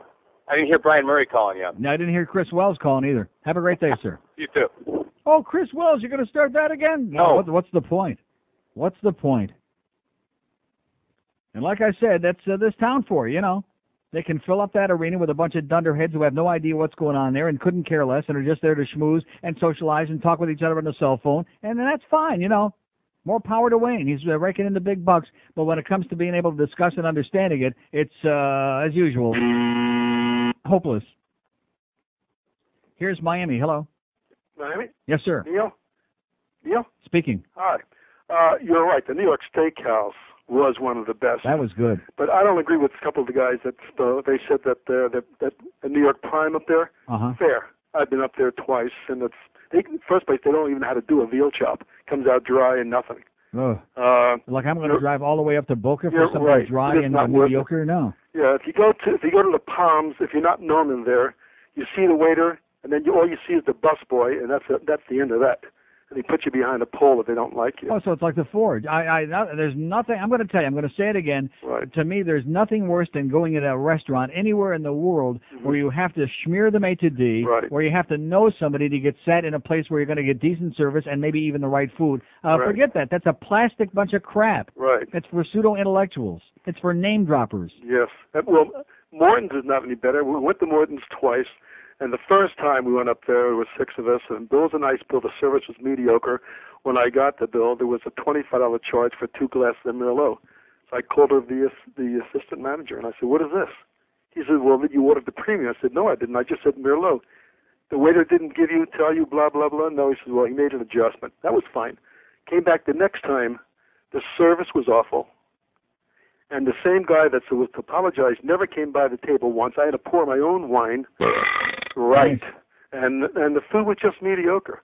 As far as I'm concerned, Ruth Chris is still the best of those. A lot. God bless Ruth. But I'll tell you, for the Italian restaurants, there was no one any better than number 1, Vincent Capra, 81st and Biscayne. Yeah. And Raimondo. Oh, let's forget that. 81st yeah, and Raimondo was really fantastic. Now you're going way back. Yeah. Right. I'm an old man. Now you're going back to the Prince Hamlet and juniors. You're right. Get the Honey Junior. Okay, see you, pal. Thank you. Those are the good old days when this town was great, in spite of what George thinks, before it got ruined by all the invaders. No, it was great here once upon a time, but not What do you mean, in spite of what I think? I have no idea. Exactly, just like you don't know about Ruth's Chris because you've never been there and you don't know what it was like here in the mid-'70s when it was still a semblance of something. And back when I first came here, back in '56 on the beach, and back in the '70s, oh, God, when the Gulf Ocean Mile was like a happening place instead of a bunch of old people with their teeth in a glass. Yeah, and we still had spring break, and even old farts like us could, cruise up and down the A1A there and see all those amazing young living and breathing naked people, and God, it was great. Oh, we don't want that now. We want the French Canadians to come in with their worthless money. That's what we want. So they can leave their 15-cent tips on a $200 check, which is for 80 people, of course. 5670560, pound 560. See, this is what you people wanted. You wanted it to be like this, and now you got it, okay? Now you have it. It's perfect. It's for dead people and French Canadians. And believe me, there ain't nothing better than a dead French Canadian. Here's Sunrise. Hello. Sunrise. Okay, thank you. Okay, it sounded like he was finishing up lunch. Hope it was good, sir. Maybe he was at McDonald's. Sounded like fries to me. Sounded like some extra crispy. 5670560, pound 560 on the AT&T line. Mobile in Hallandale. Hello. Neil, how about a restaurant in Vegas? Meaning what? Excuse me? Well, what does that mean? How about a restaurant in Vegas? How about a steakhouse? What about it? In Mirage, Kokomo's, the best. Yeah, okay, great. Have a good time there. See, they don't hear. They have hearing aids. They have real problems, these people. They just, like Abby on Guiding Light. 1 minute they hear, the next minute they don't hear. Hey, Abby can hear now. Now, maybe she's not going to be talking like that anymore, okay? She's not going to be talking that baby talk now that she can hear the sound of her own voice. You think he's going to be talking? You know, I mean, I don't want to make fun of the hearing challenged or whatever, you know. But Jesus Christ, why are they going a little bit far with that? You know what I'm saying, Abby? Cut the crap. I mean, I thought it was really amazing on Friday. We said, "You mean I talk like this? Oh my God, what a jackass!" You know, that was even she couldn't stand it. Here's a mobile in Orlando. Hello. Hi, Neil. Yes, sir. How are you today? Great. I just wanted to know, I lived in North Miami Beach for 23 years, and unfortunately I've been in Orlando for the last 8 years. The highlight of my living in Orlando is coming back to Miami. Wow. And being able to get you on the air and listening to you, because what I have to listen to in Orlando, forget about it. You're still the greatest. Yes, I am. The greatest that ever was, and I'm just, as I'm writing down here, I'm just laughing along listening to you, and I just want you to know I'm a first-time caller, and it's an absolute honor to be talking to you. Yes, I am. Thank you, sir, and have a great life. Thank you. Okay. And watch out for that trailer trash up there. And then, of course, all those gay caballeros. 567-0560, pound 560 on the AT&T wireless line. Like I said, we've taken enough crap. We've seen enough of these straight assholes smooching and all this other stuff, and now it's our turn, okay? There you go. All this bullcrap, all these double standards in a country that refuses to come out of the dark ages. I'm embarrassed for you. Even our borders to the north, even the Canadians laugh at us like, oh, my God. And they're no picnic. Here's Hialeah. Hello. Neil. Yes, sir. How you doing? Okay. I think you being gay is part of your spiel anyway. I don't I think just you really made it are. up, yeah. Yeah. Listen, I have a question for you. Hello? I'm listening, sir. I don't know how long I'm going to be listening, but I'm here. Well, I know it comes as a great shock, but I'm still here. I agree with you about all those sticks, but I don't think it's the Cubans you're referring to, though. Yeah. We made Miami what it is today. Yeah, a piece of crap. Yeah, thank you. 567-0560, a piece of crap where everything is corrupt, where the city is bankrupt, where we got politicians going to jail. I mean, it's beautiful. You made it what it is, and God will judge you for it on Judgment Day. I'm so sick and tired of that air. That's part of that same arrogant attitude. We made it without us, it wouldn't have been crap. I hate to break the news to you. Miami was going just great guns before we had this wild invasion here, okay? It was going just great guns. Maybe we didn't have as many people with, suitcases full of drug money coming in, but those are the people from Venezuela and Colombia. So leave the Cubans alone on that. They only wish they had all that money. Here's a mobile in Fort Lauderdale. Hello. Hey, Neil. Yes, sir. Listen, this no early birds. And I hope you enjoyed the ball game last night. Yes, sir. Go ahead. No early birds. What's that worth? That's priceless. You know, it's worth paying $50 a steak for that. Listen, you know as well as I do, you go into any restaurant that's got an early bird and it's time to turn around and walk right out. You bet. How about the Chop House in Chicago? Okay. 567-0560, pound 560 on the AT&T wireless line. They just, they're one-note Charlie. They don't get it. Nobody cares about the Chop House. Nobody cares about Chicago. Nobody cares about Orlando. Nobody cares about Boston. Nobody cares about San Diego, about New York, about all of these things, okay? You got it? Do you get it yet? No. I knew you wouldn't. That is the biggest pile of horse crap I have ever seen in my frickin' frackin' life. In theaters now. It's the totally new Star Wars. Yoda loses his virginity. Oh, R2-D2, you are one hot mama. Oh, what's happening to me? Oh, my. Oh, what's this? Oh, no. Oh, no. Oh, yes.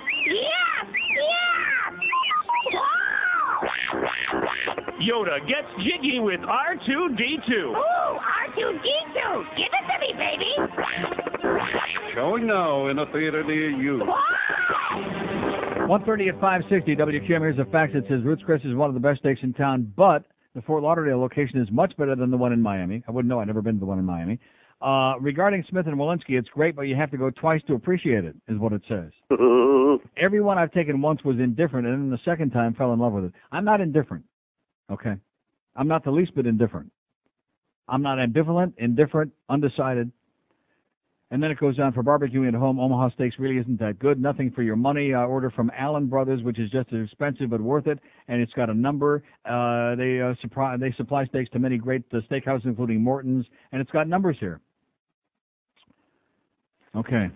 Whatever you say, okay, but that second time you're talking about, that place, you know? No. That was George's second time that he ate from there, and he said this one was better than the first time, but here's Miami. Hello. Gone. Long gone. Here's a mobile in Fort Lauderdale. Hello. Hello, Neil. My Yes. name is Stone Cold, and I Yeah, okay, great. Nice talking to you, Stoned. Here's a mobile in Miami. Hello. How you doing, Neil? Okay, sir. First time caller? Yeah, right. 567-0560, pound 560 on the AT&T wireless line. Nothing like always telegraphing your material, asshole. Bop, bop, bop, bop, bop, bop, bop, bop, bop, bop. Yeah. Mobile in Fort Lauderdale. Hello. Hi, Neil. Yes, sir. Hey, you're getting too good at this. Yes, I am. Hey, listen, first of all, I wanted to thank you for turning me onto the Atkins diet. Started it last Saturday, and I'm already down 5 pounds. Yeah, our program director, Pussy Galore, he's lost 10 pounds on the Atkins in the last week or two. Wow, I've tried everything, and this is the first thing that's ever really shown the results. My quickly. doctor called in. Dr. Mark yesterday called in on the show. He's down to 106. He's lost like 40 pounds on the Atkins. Everybody I know is losing weight on the Atkins, only except me. I'm not doing it. Amazing. I keep trying. Every day I start out with the best of intentions, and then something happens. Hey, what I wanted to call you about besides that is my wife and I were over in France a couple of months ago. I'm sorry. Yeah, I agree. The French lived right down to their reputation. Uh-huh. But anyway, after we got tired of paying, $70 and $80 for lunch, we decided that, hey, maybe we better tone things down and a couple lunches at McDonald's. And the one thing about McDonald's over there is, first of all, they're clean, and second of all, it's like for McDonald's, for fast food, it was actually a nice experience compared to any of these places that you'll find down here in South Florida. In what respect? Well, I mean, first of all, actually, some of the only friendly people that we found in France worked at McDonald's, ironically enough. Uh-huh. And second of all, we went. It was around Christmas time, and we went into one, and they actually were all decorated, and they had some guy in there playing piano, and I'm sitting here going, this cannot be the same McDonald's that's in the U.S. Was this in Paris? Actually, it was in Bordeaux. Oh.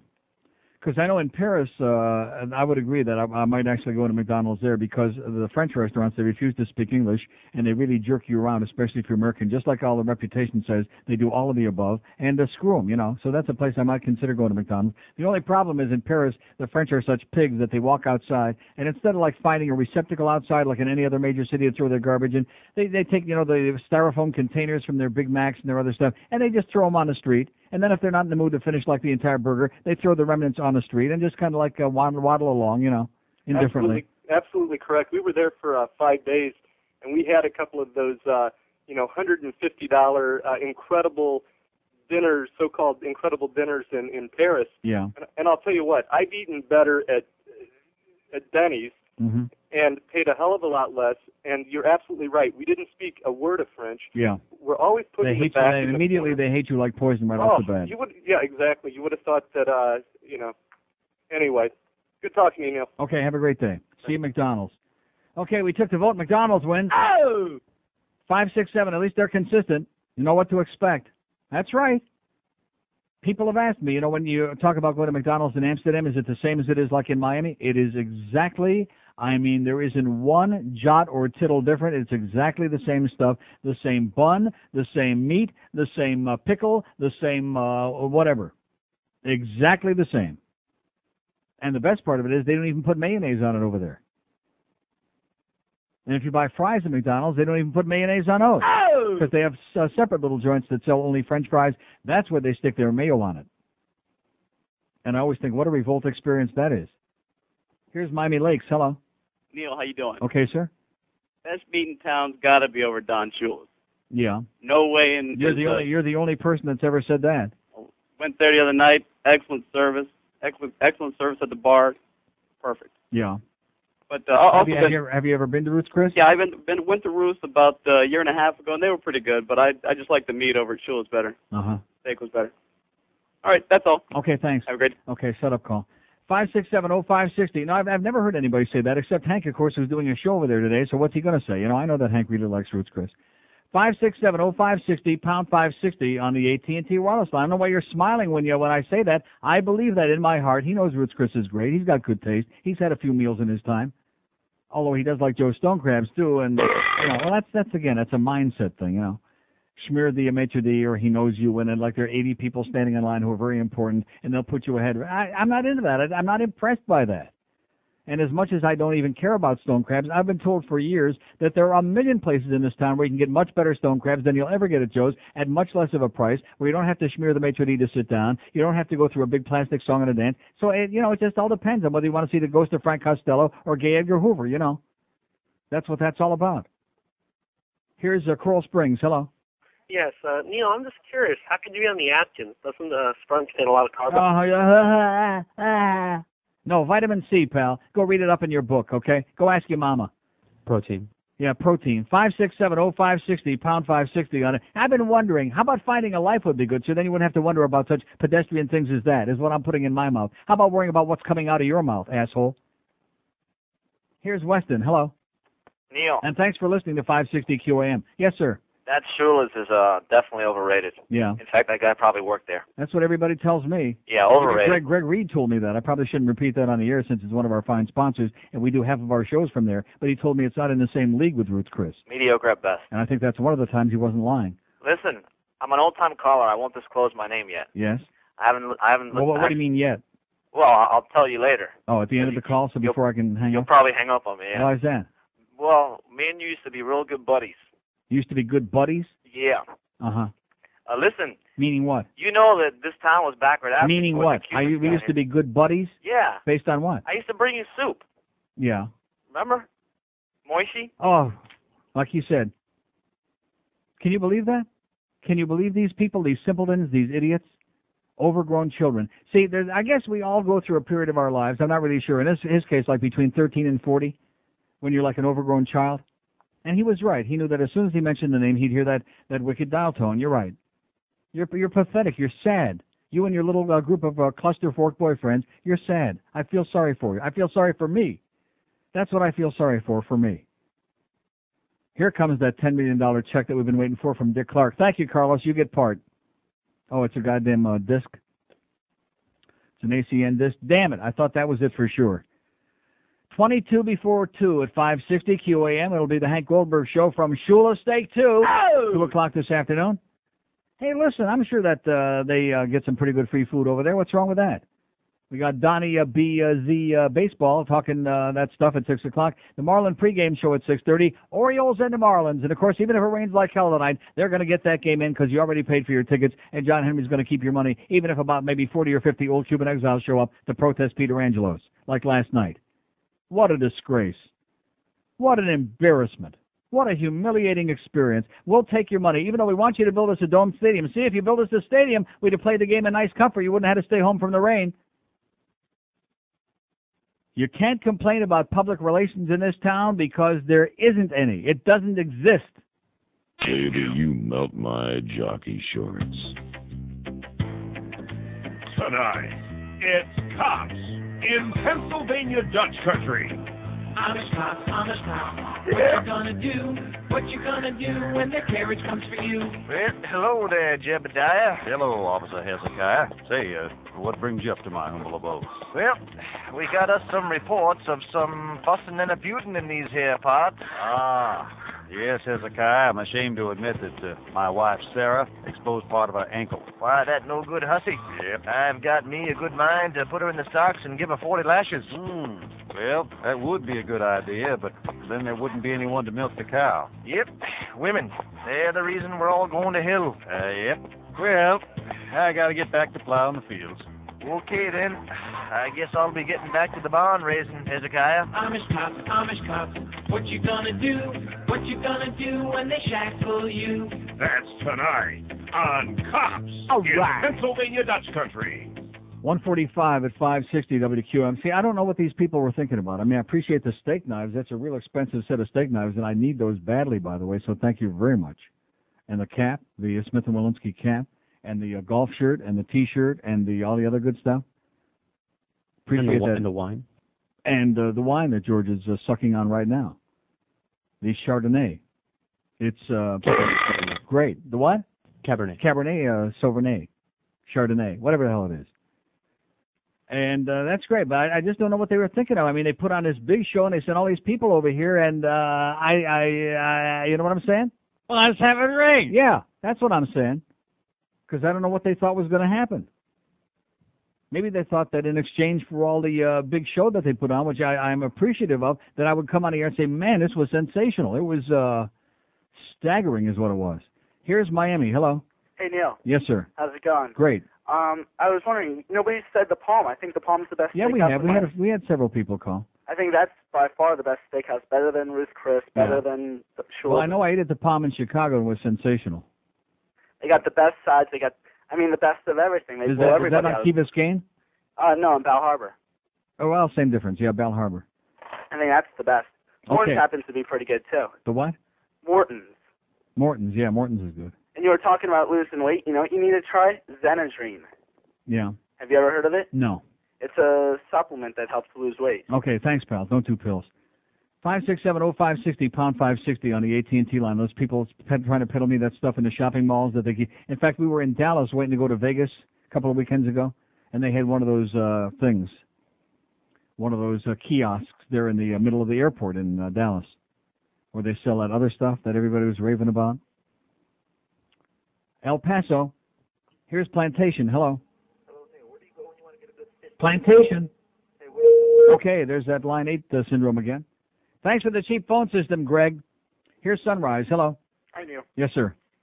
I ate at Legal Seafood in Sawgrass, Yeah. and I have to tell you, it was one of the most satisfying dining experiences. Yeah, the guy that called before, he said it's exactly, they have the stuff shipped down from Boston. It's exactly the same as up there, and I know the one up there, I've eaten there many times, is outstanding. Yeah, the food was great. It's a little touristy, though. I think most of the people there were tourists that are visiting the mall, but it's a great idea to have places like that there because it's a great place to eat in the middle of all this shopping and stuff. Now, did you have trouble getting in there? Was it No, packed? we went about 5:30 in the afternoon. Right. By the time we left, though, it was starting to feel Now, please do me a favor, because I stay, even though I live like a rock's throw from there, I stay away from the Sawgrass as much as humanly possible because it's impossible to park and nobody speaks English, and it's like going to Miami, So where is Legal Seafood? What part of the mall? There's a new, you know where the theater is?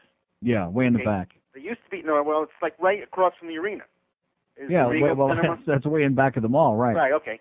But and where the parking lot used to be, they put this whole big section Right. of shops. and The restaurants. Russ Oasis, yeah. Right, and they took away, and now they expanded the theater and they park in the back now. But it's right there where the parking lot for the movies used to be. Yeah. It's called the Oasis. It's just it's a new section of the mall. And they got great clam chowder, boy. Oh, the they best. had good My clam wife had chowder. that, and this was to die for. But Okay, I'll check it out. Thanks. Great. Bye. 567-0560, pound 560 on the AT&T. See, we're finally coming into the world out there in West Broward, slowly but surely. We got a Denny's. We got a Legal Seafood. What more could you want? Denny's is okay for those Mother Humper pies. Huh? I can't eat them, but boy, I sure wish I could. I'll tell you, I could eat the whole thing. I could go in there and get one of those pies to take out, one of those like chocolate cream pie. I was just thinking, that's what we had the last time. Or even better than that, I love banana cream pie. We're 5 minutes away from one. Do it all the time. Do I ever love a banana? That Mother Hummer, mother cream pie. Oh boy, do I love it. Can't eat it though, because God punishes us in very mysterious ways. Here's Miami Lakes. Hello. Good afternoon, Neil. Yes, sir. Yes. I've eaten at all the restaurants you've been talking about, and all of them are great. However, have you ever eaten at Churchill's up on Sterling? No, somebody called about that before. It's on Sterling now? I thought it was in Davie. Sterling Road, I believe. Great restaurant. Great atmosphere, Neil. Are you a big fan of atmosphere? No. You don't like atmosphere? No, I like food. Well, that's great. Obviously you know your food. Yeah, I don't care. I don't want to pay for atmosphere. I mean, I don't want to go into a dive, into a dumpy place, but the atmosphere is not that important. I'm not into that plastic stuff. I like, a comfortable place, but I like good food. Right. If you're ever in Indianapolis, Neil, Elmo's. Okay, thanks. Yeah, Elmo. I hear he's on fire. He's flaming. 10 before 2 at 560 WQAM. God, you're a panic, pal. Okay, what time's his show on? Oh, 6 o'clock Saturday morning? Poor Joe. Yeah, that Peter Leonard, he's an asshole. Oh. Yeah, and you'd think that if somebody was selling spots on this radio station, which we only got 600 salespeople, they wouldn't have time to be quoting chapter and verse everything I say on the show, no matter how obviously ingest it might be or ludicrous on the face of it. But in his case, being as creepy as he is, he probably just sits in his cubicle there and calls out on the phone, because who would really want to see him in person, I can imagine him calling up a client saying, hey, I thought we'd go have lunch today. Oh, no, gee, we're busy, but let's hear, how much you want? Just write out the contract, and I'll fax it over to me. I'll sign it. Anything to keep you out of here. That's the way I feel. 10 before 2 at 560 WQM. And how about those holes in your roof, too, by the way, George? They're getting taken care of. Oh, okay. Well, just let me know if they're not. Because as soon as I heard that story from you and then realized it was connected to him, I started linking the pieces together, you know, like fitting in the empty spots on a jigsaw puzzle. Oh, yeah. Peter Leonard's involved in that. Well, if I were you, I'd get a bunch of buckets out, you know. Just say it and get the bucket. When you stroll into Nick Cigars any day that they're open, which is Monday through Saturday, please mention that I sent you by. Oh, God! And they will